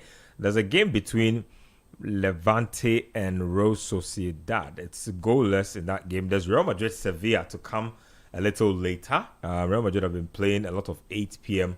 games lately. At least today is not Sunday, it's a Saturday. So they'll know their fate early today. Barca, I believe, will play tomorrow. Yeah, VRL. So that's a big game. In the Bundesliga, Augsburg and Werder Bremen drawing goalless. Not a lot of goals in the Bundesliga at all today. FC Cologne and Union Berlin is goalless as well. HSV and Eintracht Frankfurt is locked at 1-1. VfB Stuttgart, Hoffenheim goalless. Wolfsburg and Freiburg also at 1-1. And it's half time in that game. I'm going to do my thing where I'm going to go into the lineups and see if Kofi Tre is anywhere in and around the bench at least. Let me see. Daniel Kofi Tre, where are you? No, I don't see him on the bench. So looks like he is not in the mix again as things stand. But we hear that he is recovering from his injury. So we wish him a speedy recovery. When you go to the Serie A, there's Lazio Cremonese at 5 p.m. And then at 7:45, there's a top line at Juventus AS Roma. We'll talk about that a bit before we move it on, because AS Roma are doing some interesting stuff this season. Juventus have been lost for quite a while. So it's a second goal in that Manchester City game. Reinders has given them a 2-goal lead, 2-goal advantage. So that's the look at Pep Guardiola. I think Sheki is a wonderful footballer. Charlie, since I think Sheki is a wonderful sometimes footballer. People overplay attitude, to be honest, because Sheki has. The thing is, it's Man City. They had a similar running like that with Samuel Nasri. Yeah. So, and you know Pep Guardiola, he just can't stand players. That's a good goal. Yeah, he just can't stand players who have an attitude and look at him having his way with the like defenders. he's just So yeah, that's the reason why he had an issue. Oh, Charlie, how much did they buy Sheki again? Sheki. 35 million. Let's You know, when, they were I'll- buying, when, they let's- were, when they were buying him, I was telling myself that, hey, Liverpool, they're letting Sheki go for 35 million. I've had- if he becomes a hit, you have eggs on your face. But I was also like, you know what, Viet is good enough. He will come good. 16 games, 0 goals, 0 assists. Florian Wirtz? Yes, Yeah. That's what. that's That's daunting, eh? Even for you, the believer. It's crazy. Even for you, your confidence has entered the earth. And trust me, I trust Via's talent. oh, you can't. Yeah, Like I do believe he's a talented player, but 16 games, no goal goal, contribution no assist. is insane. Right now, there are people trying to tell us that Viet is the one contributing and you need to look beyond the numbers. Don't ever say that to anybody anywhere again. Like, if you've made one of these statements, don't ever say it again. Viet is the kind of guy whose game is directly measured by goals and No. assists. Like, but don't do he's it. created some really good chances. And or even off the top of my head, I can remember some chances against Chelsea when he came on in. Stop. You only remember it because he's been that bad. Yeah. If he had actually scored and assisted, He you just, would- against you would- Everton, you- it was you- almost. I mean, he So right shot- now you belong to the school of you Oh, believe, almost. you believe in overall contribution. I've seen I'm pointing out I've seen that compilations I'm of pointing his. out that he's been unlucky in some circumstances. Charlie, he's not been unlucky. He's been poor. He's been poor. Stop. Let's stop I'm this. seeing some compilations that come out and they have his Bayer Leverkusen highlights in them. If you are getting into that territory, then you are sounding like Man United fans when they were in denial about Sancho. Charlie! They started posting Florian Wirtz. Dortmund See, comps. he has been so poor. I don't even know where to start analyzing from. Like, that's how bad he's been. Like, man. Anyway, a conversation for that. He should just go and watch some Ryan Cherky clips to inspire himself, because Cherky is not even. You see, one of the things Sheki was injured too. One of the things I was worried about when City were getting Cherky is the fact that he's not the quickest, right? He's how will I put it? He doesn't accelerate quickly. But When if you- he's in full stride, his pace is decent, but he doesn't accelerate quickly, and he's always like, he's the kind of guy who does things at his own pace.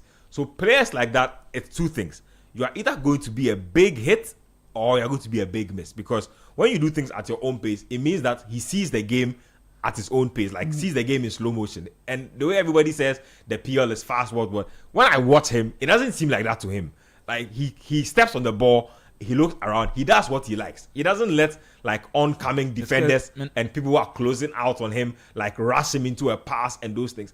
And that's how I know a player is good. Like, he's not playing to your rhythm, he's playing to his own football IQ. He's playing to his own football vision. And that's what I'm not seeing from Florian Wirtz. Although that's exactly the problem with Viet. When he has the ball, it looks like everything's around him fast, and he doesn't have enough time on the ball. And with Cherky, it's almost like the opposite. That is the difference. So our guy needs to back up, because at this point he's not even going to meet my minimum threshold of 10-10. 10-10 looks like Mount Everest to him right now. 10-10, I don't think it's attainable at this point. Oh, it is. It is. No, A hat trick. 10-10. Charlie, stop it. don't blaspheme in the studio. Hat-trick. Hat-trick, where's the hat-trick coming from? You can barely sniff the goalpost. You can't talk He about has to, hat-trick. first, he has to score. First, he has to score. Then he has to assist. Open the floodgates. Then we can see Hat-trick. if these performances can come. Salah is not talking about hat-trick. Viet, hat-trick. Stop this. Let's not do this. Anyway, I wish him well. I really want him to succeed, because at a point, it will begin to get toxic. I think his own fans will begin probably turn on him at a point. He needs to back it up. Like, this just ain't it. I mean, honestly. Wolves is coming along the way, so I hope the floodgates will open. I think Wolves should be Liverpool's next game after Spurs. So You can ask Arsenal how they Wolves, if that goal don't come there. Wolves, in fact, the Wolves are a very difficult team to play now, because like every game they go out there, they go out to play for pride. Like every game they tell themselves that no, it's true. Every game they go out there. Did you see the Arsenal game? They gave Arsenal a torrid time. Like every game they go out, they tell themselves that we are better than this, and we don't deserve to have 2 points at this point in the season. What happens typically with them is that when they concede first, their shoulders drop. So Liverpool probably have to like score very first, early. because it could be a very complex game for them. But that's just again on the side. Let's do more updates from around Europe, and then we will zone in a little more on some of the key games that are coming a little later. Leicester City are playing Queen's Park Rangers, and they are getting hammered. They are losing 3-0, and it's just 41 minutes or 44 minutes played. Crazy.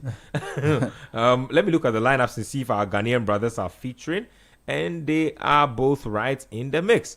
Abdul Fattah Isahaku and Jordan Ayew. Jordan has been booked in this game, the only yellow card of the game, I believe. So 3-0. Wow, that's crazy. That's very crazy. QPR literally putting Leicester City to the sword in that game. Really surprising. The trend from the last 2 seasons of the teams who go down to the Premier League, just being better than the other teams because of the Championship. Going down to the Championship. Sorry, because of the quality in their squad. It looks like this season it's been a struggle. Southampton started really poorly. They had to sack, I think, Will Still. When he came in from France, but he wasn't able to help them gain any good form. But they've picked up a bit, but it just looked like them and Leicester City are slightly struggling to compete at the top of the Championship, which is surprising because in Leicester's case it's less surprising because I feel like the team that they lost from the Premier League to the Championship, they watered it down so much, and because Maresca was able to get them up, it looked like they have fixed the problem. They have fixed the problem. But I think you could see it from the season where they got relegated again that they haven't really been able to change quality that well. I'm surprised that I heard their protests for their owner, Kuhn. I don't know how to say the surname, but they were, which is a bit surprising. I understand the investment. I understand that they feel disappointment because it's like 2, 3, 4 years ago under Brendan Rodgers, they were pushing Man United for a Champions League position. They only missed out on the final day. So to now be in a situation where you are not even anywhere near that level.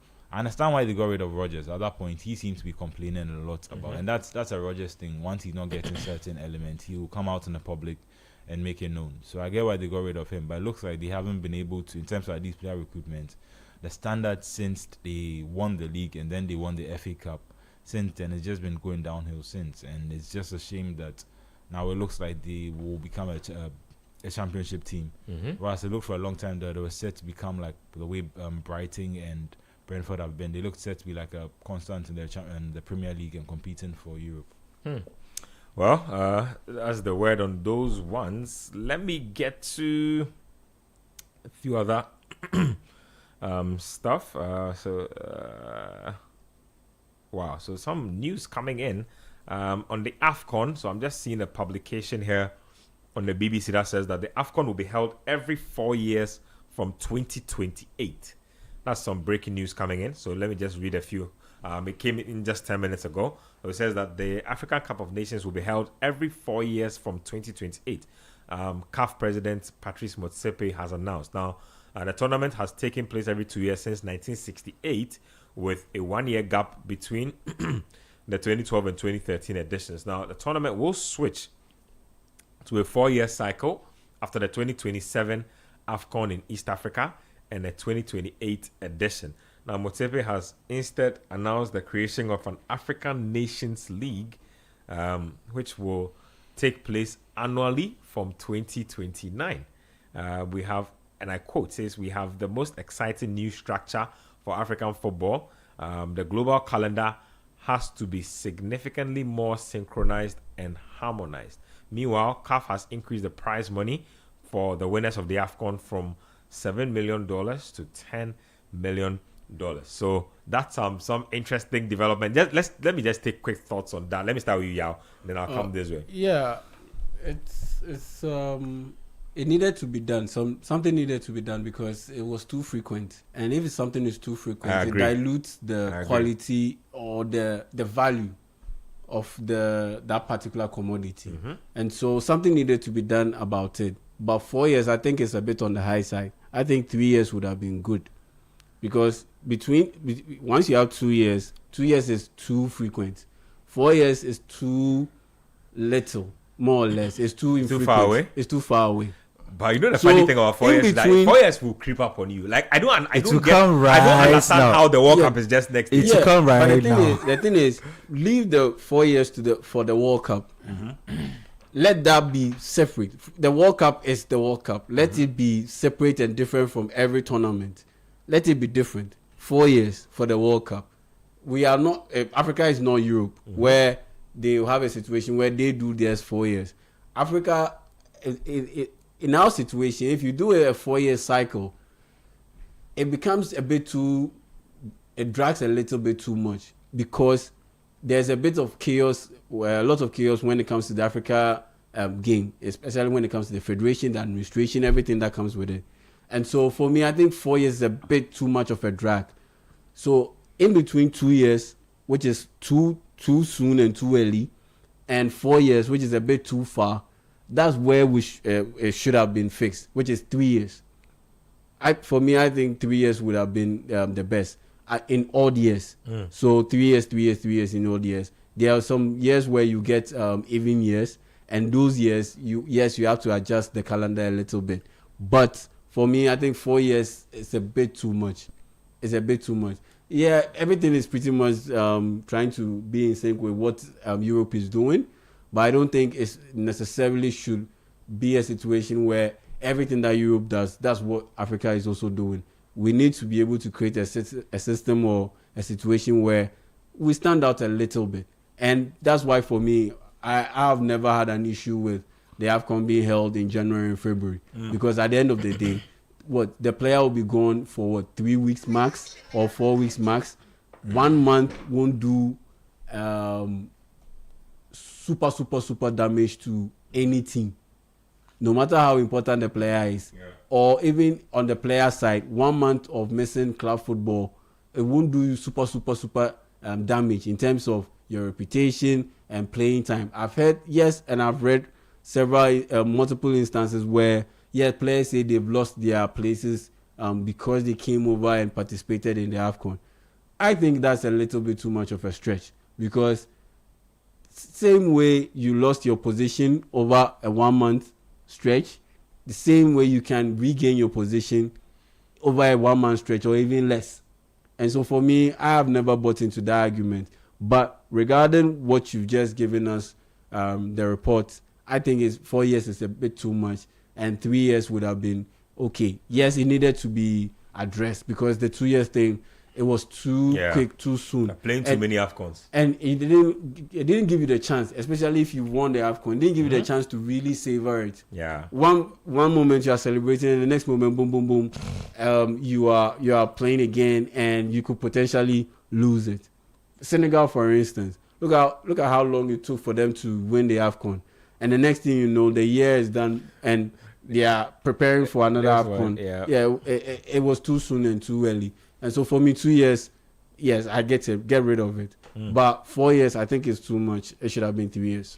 Talk to me about that. So quick thoughts on the change, the duration. And then he says that they are introducing an African Nations League. Yeah, just like the European Nations annually. Nothing surprises me about any of the directions Motsepe is moving in. I think this thing was coming soon. It's been coming. If you've been dining with Infantino too much. Yeah, he's been dining with Infantino once, and I've heard rumors about them wanting to do the same thing to in South America. I just think FIFA wants a uniform front where all the region blocks kind of practice the same thing to bring uniformity to the football calendar on a global scale. I think that's what Motsepe, Infantino, and the guys in Europe too are trying to establish something standard across, so that what is practiced in South America is practiced in Africa, is practiced, so that people won't be like, it's the Nations League in Europe a major trophy. No, it's replicated on every region, so it's a trophy. Everybody participates in it. I've even had a similar conversation with Angelo off-air about how I feel like it should be introduced in every region block, so that everyone has a version they play, and it doesn't look like Europe are the only ones who are doing it. But for the 4 years, I think it's fine. I think we have to take into consideration the continents we are on to.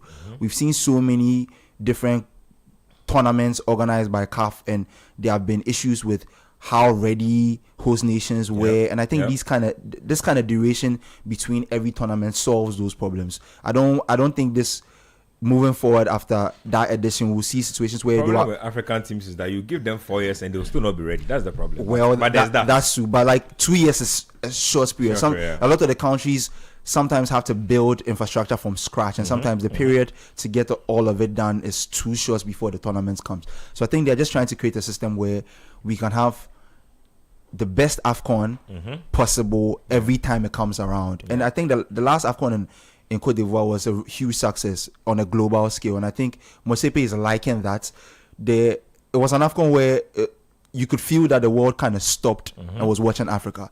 And I think he enjoyed that. And Africa will want to enjoy more of those kind of tournaments. The kind of attention the Euro usually gets when it comes around was the kind of attention that AFCON got. And I think Africa deserves that kind of spotlight when our tournament comes around because of the kind of talents here that graces even European pitches. So I think it's a great initiative. I just want to see how it feed into the general football calendar and how the players will take it to, because I feel like these kind of things too, the players will have their own feel about it, because it almost more seems traveling like down more, here, more games, So it's just those conversations, but I think the idea behind it, for me, I don't think I have a problem with it. You close out that one for me. Yeah, it depends. There's not been any mention in the script of whether there's going to be a synchronization with the European window. So as in, we'll start playing the AFCON in the summer, what they call the European summer, and I think that would also be interesting because Motsepe does mention it here in his quote. So he says that we have the most exciting new structure for African football. The global calendar has to be significantly more synchronized and harmonized. So that means he's probably gunning towards that. If you're asking me, that's probably what he's looking at. And my worry with that is, I think you see it in the summers where you have a Copa America and a Euros. There are even times where the two tournaments have to almost overlap, so that each of them has time on their own to get the recognition. And if there's going to be a synchronization, now it's already going to be in the same years that the Olympics and the Euros. Already. So now, already in that spot, and I don't know, we're already now going to be looking for a place where, if it's about getting attention to African football, I don't think at the point where the attention span of the world is that stretched, I don't think that's the best point. And if you keep it in January, you're just going to have all the European clubs still complaining that why are we giving our players, why are we losing all our players in January. So it's something that deserves more exploration. And that bit about clubs complaining so much, I think is the EPL more or less that's doing it, because the French league, for instance, contributes more or loses more players when it comes to the AFCON than the EPL does. And so you don't hear necessarily those clubs making so much noise about us losing our players and all that compared to the EPL. And like I said, I think because it's the EPL, everything gets a bit overblown. Amplified. A bit overblown because it's 1 month. I mean, and when you really look at it critically, it varies because not all the players will stay for that or last for that 1 month. Yeah, but I think I think for the clubs, the real problem is that, like, for the Premier League, you make mention about the Premier League. The Premier League pays some of the best salaries to footballers globally, and a lot of the clubs don't understand why I'm paying you money for you to leave midway in the season whilst you're supposed to be working for me, in quotes, to go and play for your national team when I pay you your weekly salary. I think it just comes from that place. Not that I don't think they hate that Africans have to go and represent their country. It's just how it affects the work you should be doing for them. I think that's just where it comes from. In January. But in January, I think it's workable. Yeah, you can lose the league somewhere along the line, but at least the player will be around for the business and for you to be able to make up for it. And if you're an EPL club and you're a top manager in the EPL and you can't manage your club for a month without one of your best players, I mean, no, as for that one, it depends. And the synchronization, there's context. Some people, their Africans are literally carrying their teams. If your Africans go, you'll be in trouble. And previously in England, they had a thing where, during the festive period, this year is a bit better, but the festive period was when they'd have games Sunday, then they'd have it midweek, then they'd have it, and it's just, especially when it was every 2 years. Now that it's every 4 years, that could be a difference for them. Maybe it's more understandable. But every 2 years, it seems like you've given someone a 5-year, 6-year contract, and biannually, every time the person disappears in the most critical part of your season. The better the player is, the more guaranteed you are. Like like a team like Liverpool, when Salah is going for AFCONs, everything is not okay at home. Everything, that's a huge chunk of their goals and assists taken out of the team for a month. It's just this time that there's more controversy that they are trying to see. No, but I'll make a good point. If they got injured, what would you do? Yeah, what would you do? And fair enough too. The synchronization bit, I have an issue there because Asia also have their Asian Cup in the January and February window because in June and July it's hot over there. It's hot over there, so they don't host the Asia Cup in June and July. So if they are making that point about global synchronization, I don't think even Asia they can make it work because at that time, Japan, South Korea, all the countries You can't play football. You can't play football there. Oh well, you can play football, but like you have to really alter the times.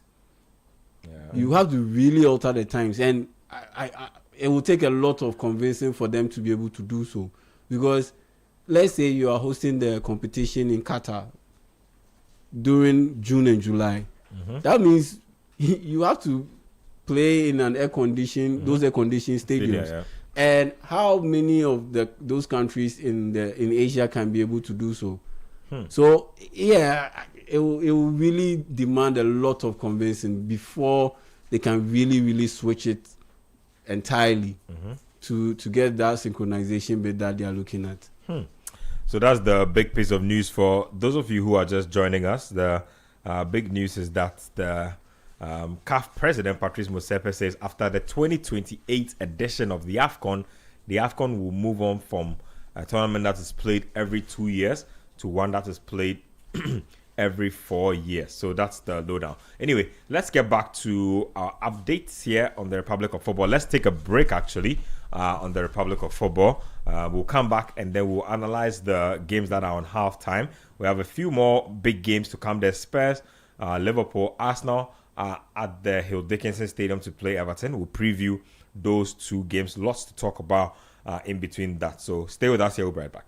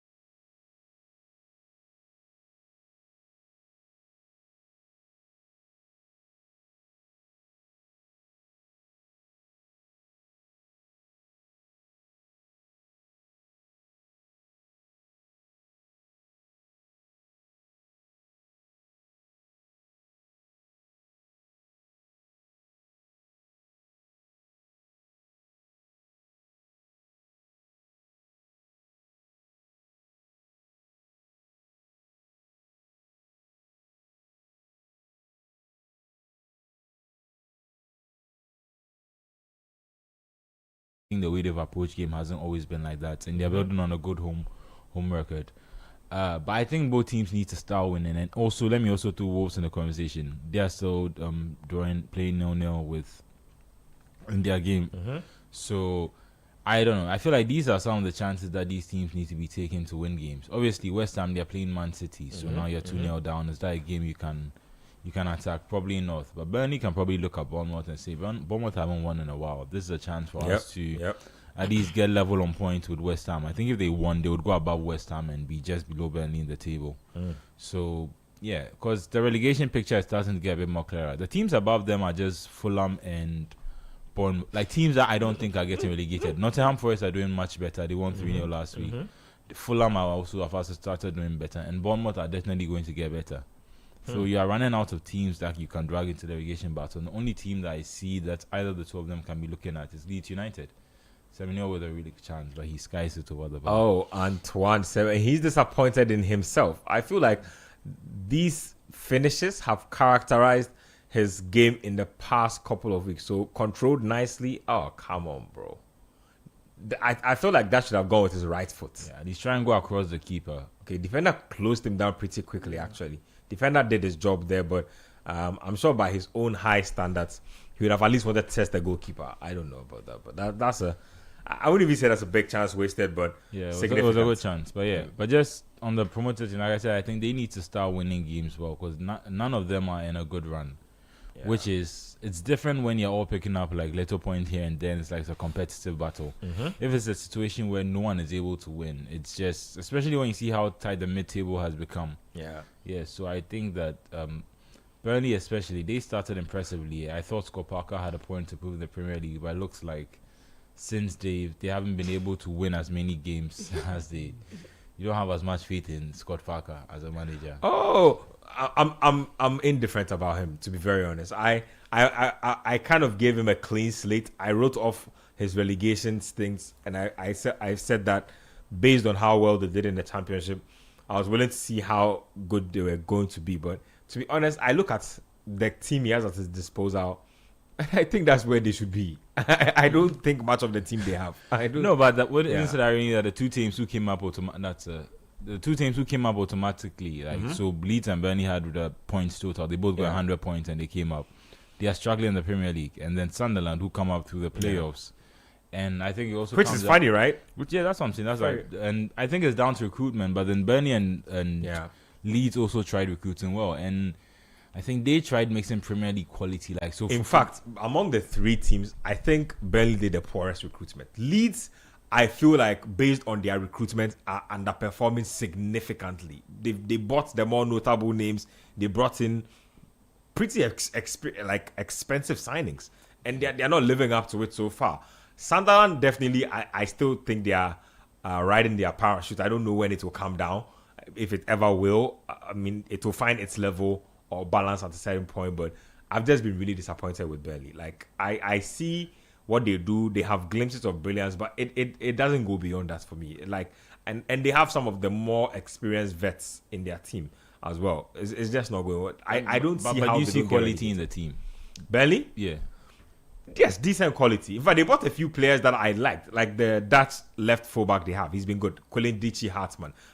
He's a guy I firmly believe would have ended up in any of the other mid-table Premier League teams, or would have gone to, again, like a Europa League type team in either Italy or Spain. So for him to have ended up at Burnley is interesting, because he's already in the national team, actually. Yeah, Hartman is already playing for the national team. And then you have Kyle Walker playing. That's a good signing, good acquisition they made. Even though he's past his prime, he's still good enough to give them like a mid-table level type boost. That's fair, but I feel like with so a Sunderland strategy was in maintaining some of the players who had helped them. So Enzo Lefebvre was with them in the championship. They got him to stay. Enzo Lefebvre is actually a really good player. That's what I'm saying. So quality player. French international, right? Yeah. And then they, how do you call it? They also got Bertrand Traoré. They got Ata Masuaku. They got Granit Xhaka. Yeah, those are proven Premier League players. That's already a little different to getting these really highly rated kids who you think can come in at a cheaper price because you don't spend all the Premier League money. And Like it worked in the Championship, and I think this people just sometimes don't realize how big the gap is between the Championship and the Premier League. Yep. Unless you've especially when you haven't had players who have been there. It's different for if these are players who have been relegated and are coming back up. If it's also players who are now coming to experience the Premier League for the first time, it can be quite difficult. Yeah. So that's the word. Anyway, I just hope Burnley can get better. I think with Scott Parker, should he get sacked, or should he not get one of those Vincent Company treatments, if I can put it that way? I think it will be just down to the Pep Guardiola influence, because the fact that yes, you played under Pep and you do things the Pep way. Mm-hmm. That connection, and he happened to have worked with Man City. He dresses like him a little bit on the touchline. Yeah, he worked with Man City for a while after his playing career was done. So that whole bit of, can I say, aura or glaze, it helped him. It boosted his PR. I mean, it cleaned his PR. Sounds like coming from the San Antonio basketball, San Antonio coaching tree. Like, obviously gives you some level of legitimacy. Yeah, like you're Greg good. Popovich's disciple. But Pep has done that to many coaches. That's what I'm saying. It literally seems like he's like a bit of a boost. He's like a football version of Greg The Popovich. only reason Arteta survived so long at Arsenal despite his bad form is because of the relationship he had with Arteta and how people perceive that. Yeah. He could have He's like a junior Pep in a way. Same thing with Maresca. When Maresca went to Leeds initially. I think you guys have been unfair to Arteta. I mean, he came in his first season, he won. That for me, I think that was the. You mean that trophy? Yeah, well, that actually, I think that was a deal breaker. That trophy actually helped. I mean, Emery got to a final. I know he didn't win the final, but but he won. Yeah. And the fact that, and for me, Emery bit is that look, he wasn't as beloved as Arteta, because at the end of the day, Arteta played for Arsenal. True. He was a captain for Arsenal at a certain point. Yep. He won with Arsenal the FA Cup. He won the FA Cup with sentiments Arsenal. would definitely be different. So it would definitely be different. He comes in, he's from Spain, he plays in a different way. He was more accomplished than Arteta. He had won the Europa League multiple times with Sevilla. Yeah. So he should have had that bit of it's still hurting to patience. It's still hurting. No, he should have had that bit of, a little bit of a bedding in period. Yeah. But he didn't get it. And he made it to the final, the Europa League final, in his first season. Yeah. He lost it, and the next season, a few wobbles here and then, he got kicked out.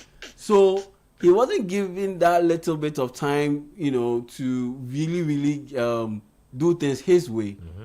But with Arteta, they went through very, very difficult moments, way more than the ones that they endured under Emery. Yeah. But they still gave him time. They still gave him that bit of support, that little bit of support that Emery didn't necessarily get. So for me, that bit is just the fine margins. And the fine margin had to do with Arteta was an Arsenal player. Mm-hmm. He served as a captain for Arsenal. Mm-hmm. He won with Arsenal. And he came back, and his first season or half season, he won the FA Cup with Arsenal. So that gave him that bit of a long road or a long rope for him to be able to go through the mill, experience the downs. Before now, he looks like he's hitting the highs. So for me, it all boils down to those fine margins, and that's what has helped Vincent Company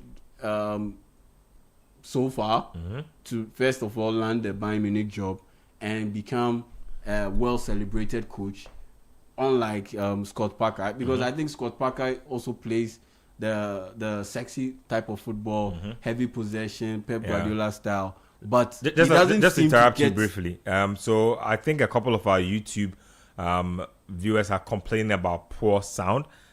We acknowledge that technical hitch, so we'll try and work on it for you guys as soon as possible. So apologies for the hitch in the sound on YouTube. We'll try and rectify it as soon as possible. Yeah. So rounding up, I was saying that Scott Parker has shown that he's quite a fine coach, but for some strange reason, the reason why he doesn't get the same PR as Vincent Kompany is because of the Pep Guardiola effect. Because think about it, the guy has qualified 3 teams to the last season. the English Premier Their League. defensive record was crazy. Yeah, to the English Premier League. But once he gets to the English Premier League, that's when there's only so much the coach can do. That's where that situation pops up. True. Because the quality that he has available, it just doesn't match up to the quality that the other teams in the league will have to probably, like we did, take, how do you call it? Take a gamble on him. Yes. Give him a big job and hope that it turns out well. If I am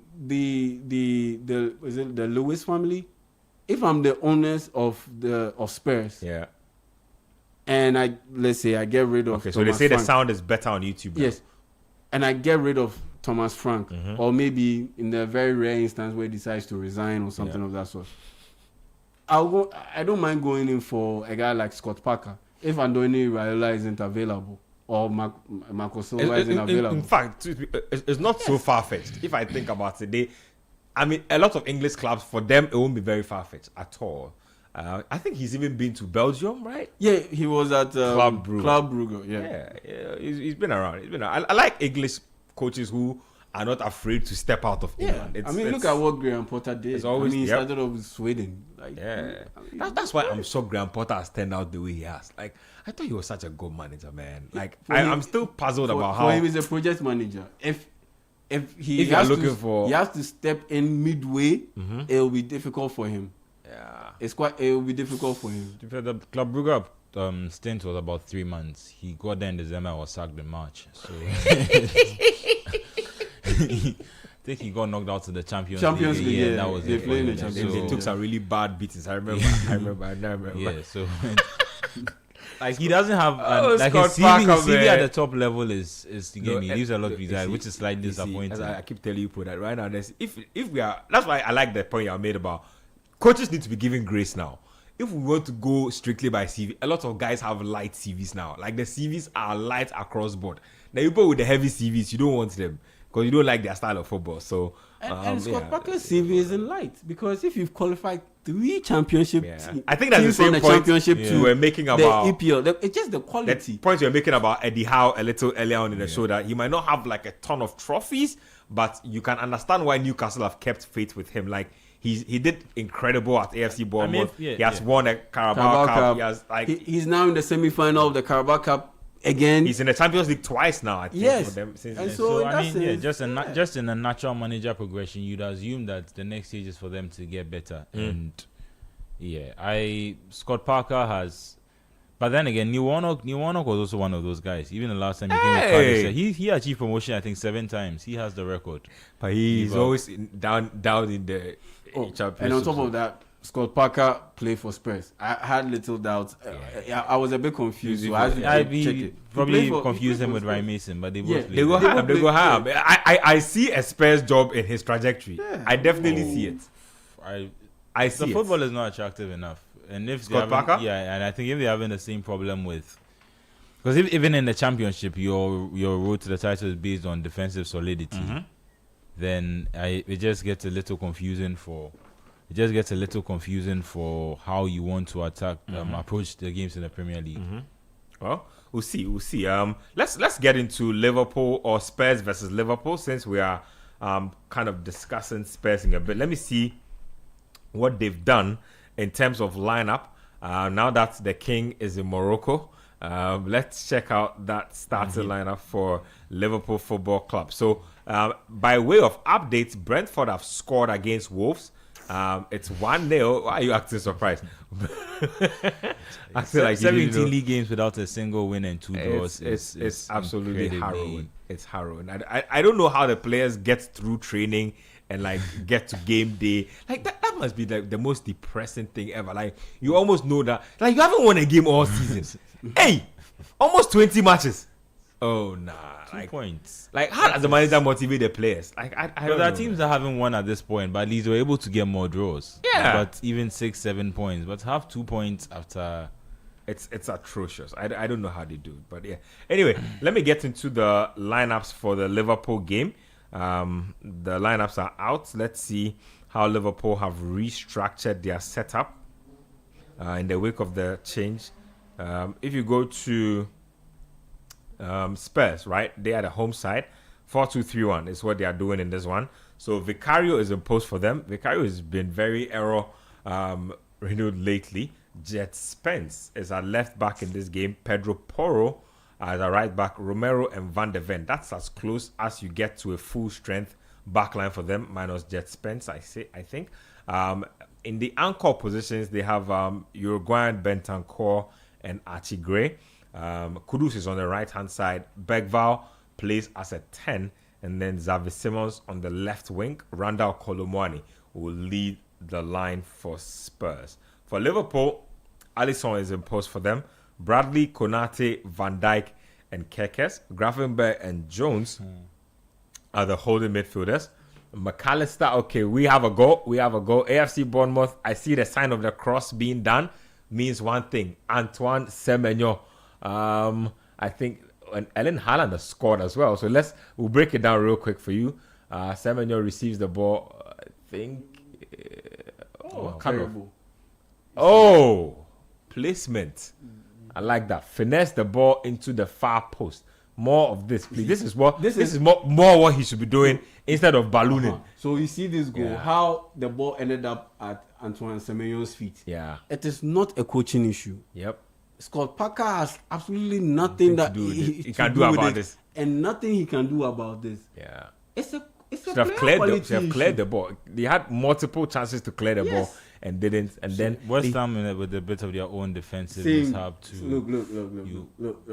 Sleeping on the job and then leaving the ball behind, force in front of Ellen. So it's 3-0. Manchester City lead West Ham. AFC Bournemouth have scored against Burnley, and Ghana's Antoine Semenyo is the goal scorer for that one. So big ups Antoine Semenyo, in the news for transfer business, but he's telling his potential suitors that this is more of what you'll be getting. So what that means is 8 league goals and 3 assists. So that's 11 goal contributions in 16 games. Before January. Brilliant. These are the numbers I'm talking. These are the numbers. These are the numbers your because guys before this game, he had 7 goals and 3 assists in 15 games. Yeah. That's 10 goal contributions in 15 games. And now this is a 16 game in the Premier League, and he scored his 8 goal, and you added the 3 assists. That makes it 11. 11 goals, goal contributions in 16 games. Yeah. Also Very important solid. to point out that now back-to-back games for him, which is also important. Yeah, he scored the last game. Yeah, he against scored Man United again. and scored here. So that looks like he's going about on to go on another streak again. Yeah, because he went for 2 months without scoring a goal. He's very streaky actually as a player. Can go on a very good trajectory of getting goals and assists, and then can just go flat for a while. So, Semenyo, we see you. You are definitely on that flight to the World Cup, no doubt. And if you remember against Chelsea, he had a goal, the one that was ruled out marginally for outside because of Ivan Nilsson. Yep. So it looks like he's at least consistent, shaking himself up into action again. I don't know if he's trying to remind people about the price tag, because the more you score now, the more it will be mentioned. And but well, there's that. Let's get to that Liverpool game. I've broken. Did I get to Liverpool lineups? No. So let me go through the Liverpool lineup. Like I said, Gravenberch and Jones are the holding midfielders. Chief Weerts is on his favorite left-hand side. McAllister, Zoboslai, and Hugo Ekitike. That's what it looks like. When you go to the bench, Isaac, Chiesa, and Georgie Mamadashvili. Robertson, Frimpong, Trey Nyoni, Calvin Ramsey, Rio Ngomoha, and Welity Lucky. Charlie, this guy doesn't even have a picture. Did you get a guy a profile picture? Right? You should get him a profile picture on the Premier League website, because and you're fine. Anyway, that's the lineup there. Talk to me about that lineup there. What do you like? Let's start from Liverpool side. What do you like about that lineup? What don't you like so much? the lineup, I am confused why his option to not playing wingers is to play more midfielders. He did it with Salah when Salah went off. He brought Jones in. Now with Vets on that side, it would mean that he's playing just Ekitike. Typically, two guys who are number 10s playing on the flanks. Yes, and yeah, It seems to be seems to be working for him so far. But I don't know. Going into this game against Spurs who haven't been very consistent, and I'd like to think that at least Liverpool have been better than Spurs in at least since they stopped their losing run was put to a stop. I take that in that period they played slightly better than Spurs. Like in terms of the lineup, Vieta has to produce. That has been said about a number of times now. Like it is, the team isn't carrying him per se, but it's at a point now where he was supposed to be the guy who has an influence in this team. And a lot of the talk was about how they were preparing this team for the eventuality of not having Salah. This is your first round of games to show that if Salah is not going to be not going to be in the team and not going to be the main creative outlet on this team, I can also come in and show that I have something to contribute. So I think that would be interesting to see. Also, key to note that Isak starts on the bench and Ekitike starts again. Which is, at least in that sense, that's one part I haven't been able to argue with Slots, because I feel like as good as, even though Isak has been the how do you call it, the marquee signing, Ekitike on form has been far better than Isak. The only problem I also don't like is a situation where when he gets to 60 minutes and Ekitike hasn't scored, he knows he's coming off and Isak is coming on. Or the reverse Template of that. signings. That is how your opponent managers figure you out. And that is where I feel like he needs to also be a bit more unpredictable in that sense. Even if you want to bring Isak on, maybe you can make Ekitike go to one side and play both of them, and then later withdraw one of them. But once you create a situation where it's like either him or him, people are always going to go for the player that is in better form. And I don't know if Isak will ever be fit based on how things... Because the thing I don't get is, if you're at a position where you are just signed Ekitike, you have a quality striker, why are you now going to spend a British record transfer fee for a player if you've done a medical? It's not like you hadn't done a medical and you went aware of his condition and you were playing it blind. You've done all these things. The due diligence has been done. Why are you still going ahead to... I think there was an obsession with Isak. We need to get him at all. And I also feel like Liverpool were in the mode of, you know what, if we don't buy Isak, one of our rivals will buy him soon. Exactly. So we need to buy him as soon as possible. Maybe they also had the money and felt like this was the right time to spend that money. So and it happens. You see, again, everything has its source. And who are the owners of Liverpool?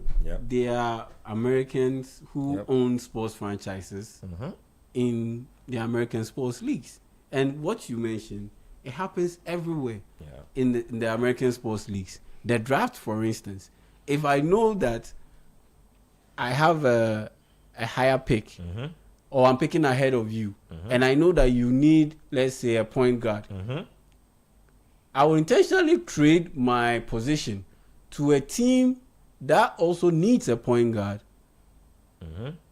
to come in, draft that point guard, so that you don't get to have that point guard who is, let's say, a must-have.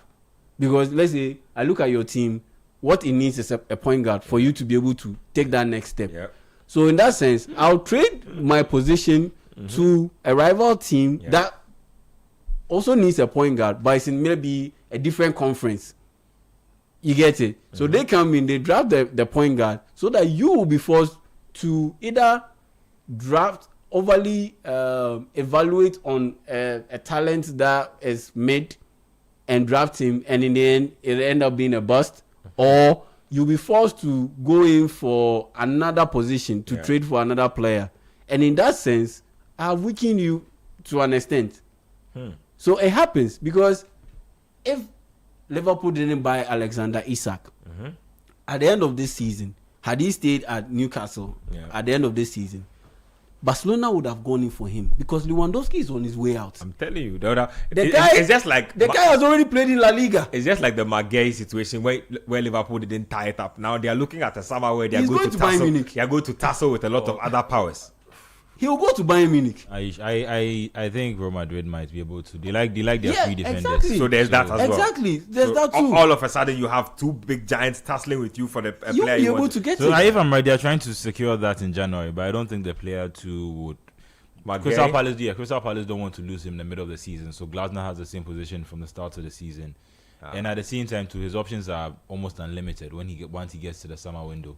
So signing on fee, Probably make more money too. yeah. So I like what Liverpool did, because at the end of the day, you take him off the hands of one of your biggest rivals, and also I've already made this point before. They are trying to playing the long game. They are playing the long game. They are trying to replicate the whole trident or trio that they had with Mo Salah, Sadio Mane, and Firmino. You already have Florian Wirtz. You already have Ekitike. And clearly Isak was angling for a move to Liverpool. So why don't you just go in, get him as quickly as possible, tie it down. You know the funny thing is, make it simple. I'm not even worried about Isak, even though I'm not worried about him. The person I'm worried about is Jack Sparrow. He's the one I'm worried it's Florian Wirtz. I mean, he's the one I'm worried Isak will come about. good. We've always seen him consistently have a slow start in the league. in the English league every time that he plays. Yeah. We've always seen him very slow start, picks up some niggling injuries in the first quarter, first half of the season. Then the latter part, the last 20 games, you see him scoring 15 goals, 14 goals. Then he racks up the numbers. So I'm not worried about Isak. And I'm all in on what Liverpool did. Because what they did, they had to play the long game. And on top of that, they had to be quick on their feet. In order to ensure that their biggest rivals, let's say you are Isak, there's Barcelona chasing you. There's Real Madrid potentially chasing you because let's say they let Vinicius Jr. go. You know they have to bring in a player, a forward. And Mbappe has already said that he loves playing off a big man. Alexander Isak will be the obvious choice. It opens up possibilities. And in that sense, Liverpool, Barcelona, Real Madrid. Yeah. Liverpool can't compete. And Isak speaks Spanish as well. They can't compete. I don't think the Spanish clubs could have afforded him, given Newcastle's stance. I'd be surprised if either one of them would have been willing to spend 125 million. I mean, if you are Real Madrid and you get off Vinicius Junior's contract, you can't spend it. Probably. You can definitely spend it. Real Madrid have a thing for freeing up money when they want you. Like they'll do a lot of financial massaging. They can let Rodrigo go to Man City or Spurs or any of these clubs. Arsenal, for instance. Yeah. If they manage to offload both Rodrigo and Vinicius, that's money to spend. Those are big salaries off their books as well. But just say. So for me, Liverpool, I like what they did. I have absolutely no problem bringing in. As for me, I'm also of that opinion. People say that you needed a DM. Why you buy? I definitely agree that they should have reinforced their defense and even their midfield.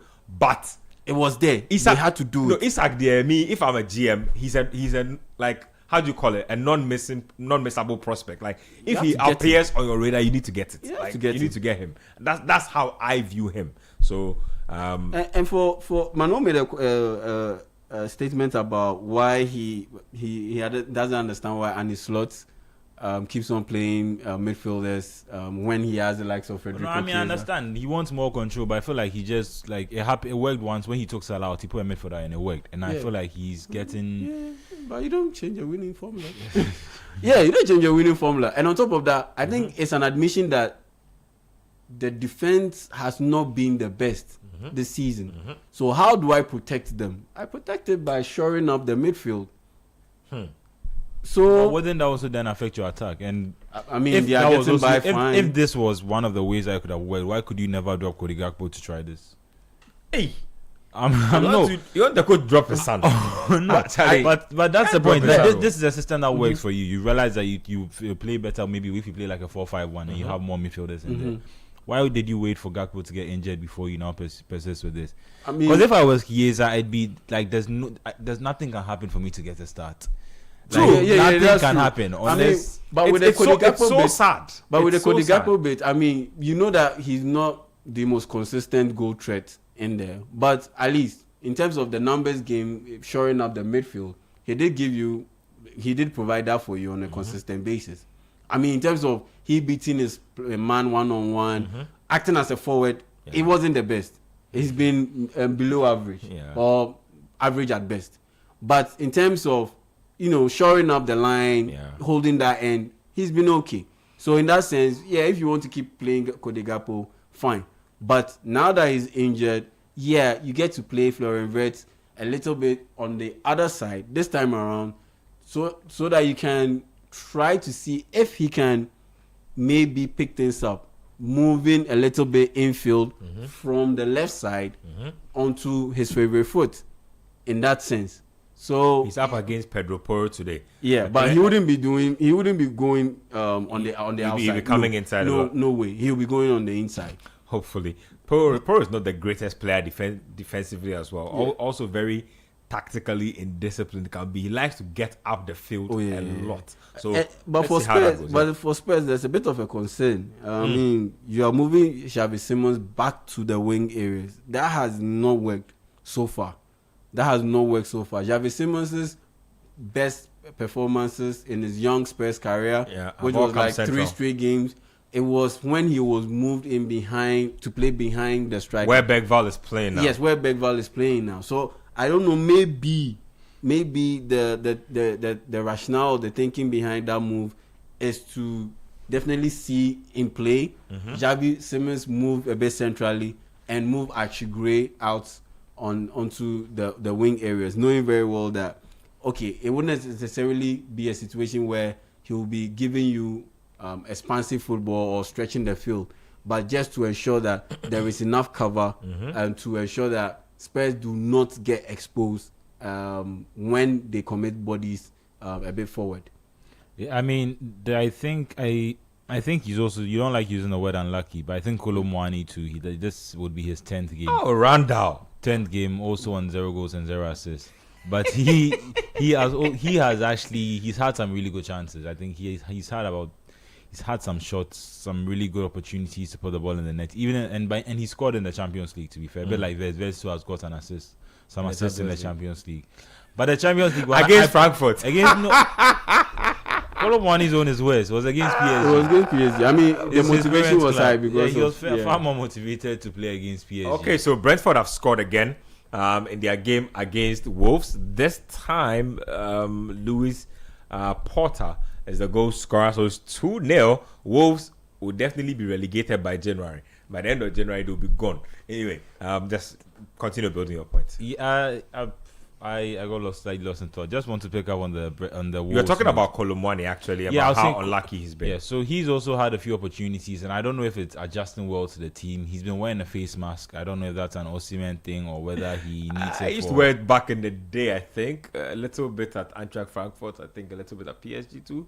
Came from a facial injury. Yeah, but he doesn't look like a striker who can score at the moment. Which is that guy. I keep telling people that I feel like he's been misprofiled. His biggest asset is his pace, and all the times the best games I saw Kolomwani play, to be honest, were under Didier Deschamps for Le Bleu, and all those times he was coming out from either attacking the wings left side or right side.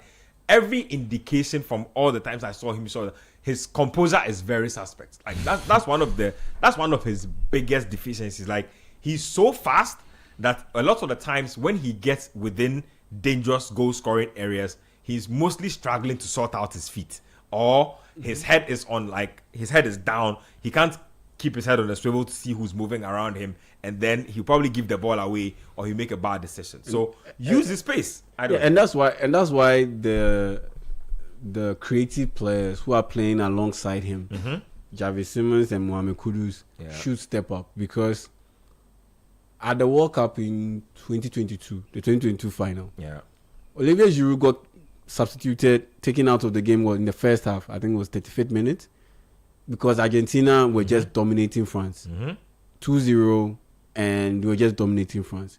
He took him out and he brought on Randall Kolomwani. Then the game started changing until it eventually did. Because Kolomwani, like you said, the speed, he was hounding the Argentine defenders. His energy is on top level. And it made life a little bit easy for Mbappe. Yeah. So in that sense, he was the one doing all the hard work. That's what he does very well. His final product is just suspect. Yeah, it's suspect. Yeah. So in that sense, he does it very well. And he will do it against Konate and Van Dijk. Trust me, he will do it. But then, where is the other bit coming from? Because he will be the one doing all that hard work and dirty work. He will win possession. He will battle for the ball. He will win some knockdowns. But once he wins those knockdowns, who is the one running ahead of him? Because Mbappe will be running ahead of him to make those knockdowns. But Kudu sometimes, and that's where the Thomas Frank bit is, sometimes he makes him a little bit too isolated down that wing. And because of that, there's way too much of a gap between him and the strikers. And that's why Javi Simmons needs to be played centrally, or he needs to move from that wing area into the central spot. Because if he's on the wings, on the left wing, and Kudus is on the right wing, I don't think that Lucas Bergvall has that positional nous to be able to position himself in the right area to be able to feed off the service that Randall Kolomwani will provide through his industry. Well, let's see if we can get into predictions soon. But Manuel, what kind of game are you looking at in terms of this Liverpool Spurs game? It's a very uncertain game, in my opinion, because it kind of depends on which team shows up. If Liverpool can show up and not be this constantly making defensive errors, I think they have a good chance in the game to see it out. Because Spurs themselves haven't been too good this season consistently. But I also think went that on a 2-game home win streak and then lost heavy to Nottingham Forest. yeah, and even the home win streak, that was their first 2 wins of the season at home. Yep. So they, as much as it looks like they picked it up, I think it's also dependent on opponent. And I think Frank made the same point. So sometimes the table looks a certain way, and he was referring to how he thinks the general sentiment is that because they haven't been winning a lot at home, either last season or this season, he feels like the frustration is built up, if that makes sense. So it gets to a point now where even when they don't win, even though it hasn't been as bad as it seems, because it's a team that is not used to winning, they just frustrate and think, oh, the same thing is happening again. Whereas this season they could be playing better. And that's just the point where I made that last season, like, this is a team that finished 17, just out of the relegation zone. I'll agree that they were nowhere near the threat of being relegated, at least for most parts of the season. Yeah. But this is still a team that underperformed greatly with the same players. Although I agree, he had a large part of his defense missing. But I think I remember Klopp managing to get top 4 the year he lost all his defenders, and he had to play Henderson and Fabinho as his centre backs. So there is precedence to, and probably the way Ange's system was, he needed more of his centre backs in terms of the style of play. But I think that just in terms of this game at least, I think it depends on how the match starts.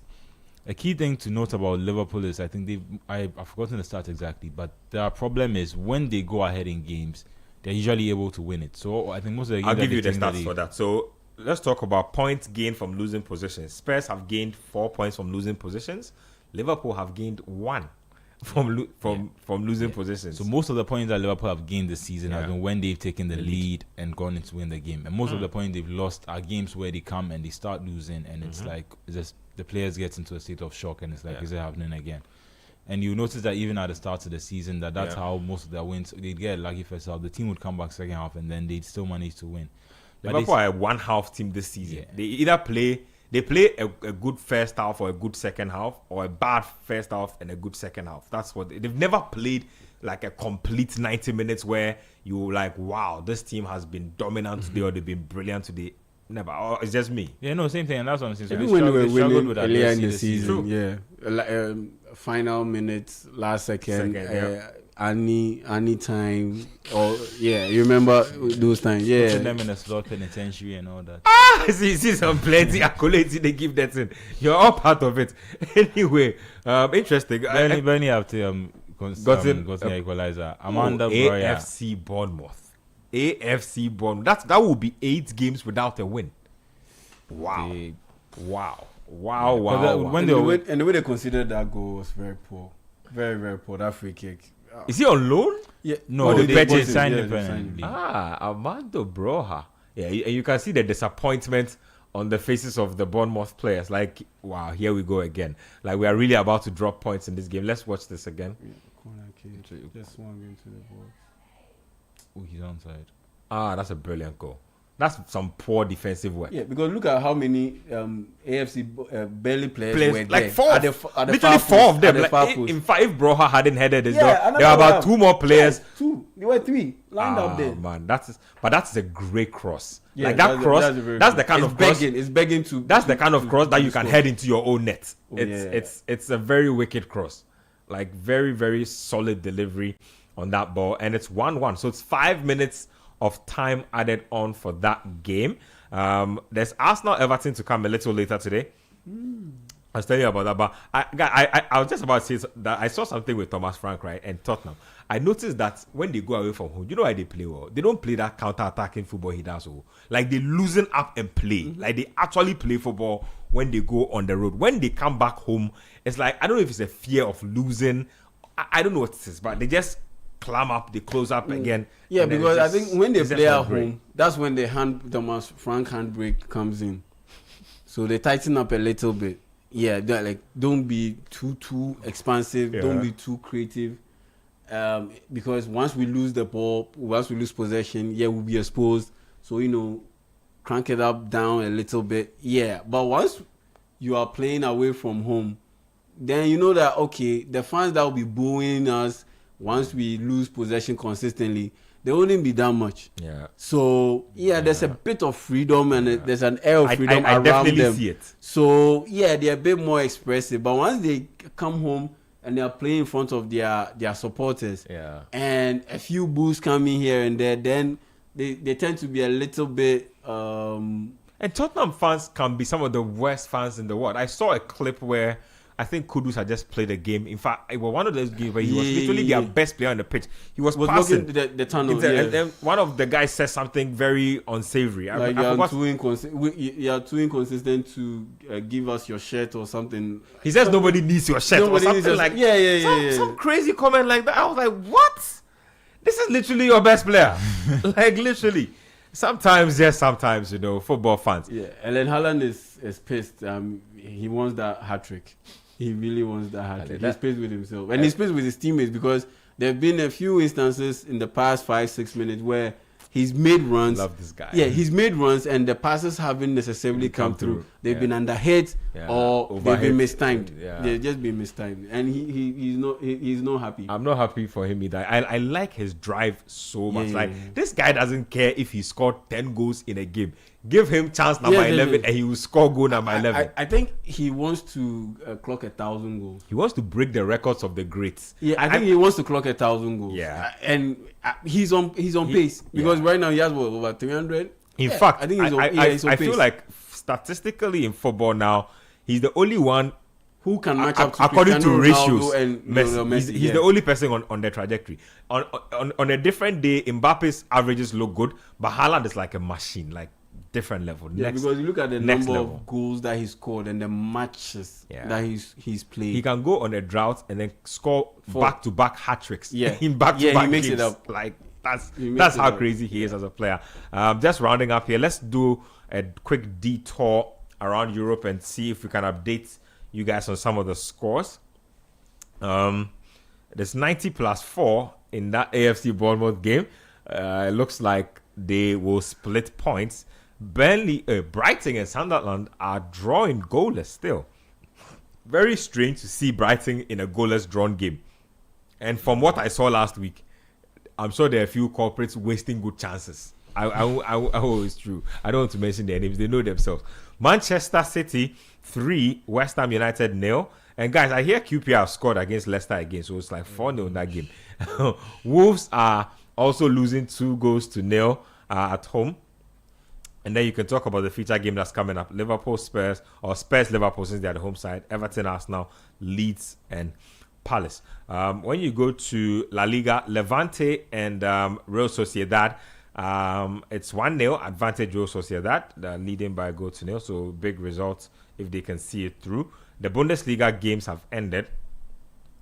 Wolfsburg and Freiburg ended 3-4 in favor of Freiburg, their away side. 7-goal thriller. Meanwhile, VfB Stuttgart and Hoffenheim couldn't find a goal from anywhere. Imagine. Hamburg, HSV and Eintracht Frankfurt ended 1-1. Union Berlin beat Cologne by a goal to nil. Did Königsdorfer play in that game? Ransford about HSV. Yeah. Hamburger, Let me just check real quick. I used to check on him back in the day. I gave up because I used to see him in the lineup. So yes, he was in the mix. He played in this game. I believe he was substituted at a point. There's an arrow on his name. I don't know if he came in or it means he was subbed out, but he definitely played. Hey, look at the former Arsenal guy, Albert Sambi Lokonga. Also plays for HSV. That guy didn't work out at Arsenal. Interesting. I think he also went to Crystal Palace. He also didn't work went out. on loan for a minute and then eventually moved to the Bundesliga. So Sambi Lokonga there. Let me get to more results. Yes. Augsburg, Werder Bremen ended goalless. And then there's a game between Leipzig and Leverkusen. Should be a good one. Coming up at 5:30. That should be a very good one. Yeah, that's a Leipzig good one. and Leverkusen. Yeah, at this point, third and fourth, kind of battle for third and fourth. Yeah. Let's round up the show, guys. Let me take final thoughts on one of the big games coming up. Juventus Roma is a game that's coming up in the Serie A. It looks like it will be a good game. Gasperini is doing his thing at Roma, where he's applying his trade now. Just quick thoughts, guys. Is a top liner in the Italian. Yeah, I'm trying Serie A. to see if Luciano Spalletti is continuing with this trend where he doesn't play any strikers for Juventus. I mean, I think he's been using David. Jonathan Yeah, David yeah, is striking these for him. days- So yeah. in this game, he's using him. Jonathan David. So Yeah, David, but for and a then on behind David, he has Conceição Yildiz and and Yildiz. Conceição. Yeah, for a while he was using Conceição and Yildiz as the False nine. as the false nines, and he would have Jonathan David come off the bench, and so yeah, that's pretty much the interesting part I wanted to see. But Juventus I look think weird. yeah. But I Look at the names on the sheet. I'm like, this does not look like Juventus Yeah. at all. I'll give it to Juventus. I mean, these days, their performance has improved a little bit. It's not standout, Yeah. but it's coming along gradually. And yeah, AS Roma on the other side, they've teetered off a little bit. And with Juventus playing at home, Kenan Yildiz in good form, and the fact that now they can rely, they seem to be able to now rely on Jonathan David. His work rate really helps them out on the front line. I think I'll give them the edge to win this one. Just on that, I think Openda is also featuring. He's in also the on game. the bench. He's part of Juventus now, and they have speedy guys. No, Openda's a Juventus. Interesting. I think he's starting. Not the lineup I had. Let me just do it. Let me just see it again. So the lineup I had. Let me see. So okay, I don't even know. Okay, so this is a possible lineup actually because the game is at 7:45. So I don't think this is even it's not out conclusive. yet. So It the hasn't possible been lineup confirmed. I have has Jonathan David, Conceição Yildiz, Yeah. Andrea Cambiaso, Kefren Thuram, and Manuel Locatelli. Yeah. Weston McKennie, Kalulu Bremer, and Lloyd Kelly. Yeah, so I was just pointing out that he might continue that trend by playing Yeah. Openda there rather than David. But I think the form of Yildiz has been. I think he'll play David. Yeah, I think the form of Yildiz has been quite good. He's been one of those players that have spotted one of the bright sparks in the Juventus team. He's been able to consistently. I think he's one of the best young players of the season so far. Just sorry, and the very odd thing that I find with Spalletti, what he's done with his team, aside the false nines and all, is that he's playing Coupe Miners as the left-footed centre back in a 3-man back line. No, but Coupe Miners actually can play a little centre back. He's not. I've seen the Dutch use him there a little bit. Yeah. And they move him around a lot. Yeah, It's like he can do a lot of things. Yeah, that for me was quite a bold call to make, especially when Juventus early in the season had their struggles. They had to sack Igor Tudor, their head coach, and he came in. He started playing Kostic a little bit more, Filip Kostic. Then he came in and made that change by introducing Coupe Miners on the left side of their 3-man back line. And so for me, he's made some changes and made Weston McKennie a little bit more prominent part of this team. Uses his energy a lot, and to be able to make up for the lack of legs in that midfield. I mean, once you play Locatelli, he's not the fastest. I mean, and you can't put all the responsibility on Kefren Thuram to be able to do that. So once you have McKennie and Kefren Thuram in there, and you have Locatelli more or less playing as a deep line playmaker, spreading the passes around, it works well. Just to touch quickly on the Premier League, I think it's important to note that with Man City's win, at least Arsenal play Everton now, they go top of the table. Oh yes, very important update. Let me just check that out real quick. Which is a very interesting point in terms of putting pressure on Arsenal. Now they go into a game against Everton. This table is confusing me a little right now. Before the start of the game, they trailed Arsenal by 2 points, and now they've won. So I'm not sure why the Premier League websites have not updated. Yeah, they should be leading us now by a point. But I'll get you an updated table from the BBC in a bit. Yeah, but I think Arsenal now go into that game, and I think Manchester City are actually top by a point. Yeah. So 37, 36, 33 is and what the top on three goal looks like. difference, I think Arsenal should have a better goal difference. No, Should be- actually. really? Manchester City have a goal difference of 25-20 actually. So they are So even a draw for Arsenal would leave Man City top of the table going into the so weekend, they have to- going they into have- December. So And they have to already win. They have to win this game, They and have that's to. added pressure. That's added pressure, and that's going to be continuing for every week now going forward if City can maintain this pace. So I think it puts a whole different complexion. If Arsenal play first, obviously they can increase the gap and then put it on City. Yeah. But if City always end up somehow playing before them, it now puts the pressure on Arsenal to be in a title race that they had already won, which is going to be Look at interesting for Manchester them. City, who were supposed to be finished. And Arsenal better pray they don't lose, because if they lose and Aston Villa win, Aston Villa will catch up on points with them as well. So there's a lot going on. And if Aston Villa's game They are is playing against against United, Man United, very dicey. it You don't can, even know- it can you don't easily even go. know It's a how game it Villa turn can out. win. It's a game they can draw. Yeah. It can go either way. But that's it from us here. Thanks. Thank you very much, Yao James, and thank you, Manuel Welcome. Kwachi. Thanks to Edem Kai as well for helping us out a little earlier on the show. Big shout outs to Daniel Squashy for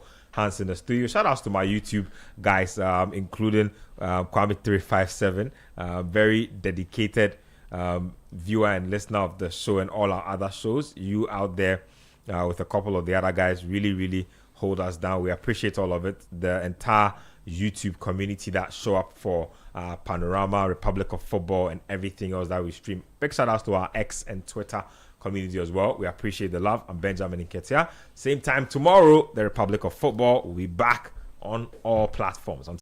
Enjoy the rest of the programming. Keep listening.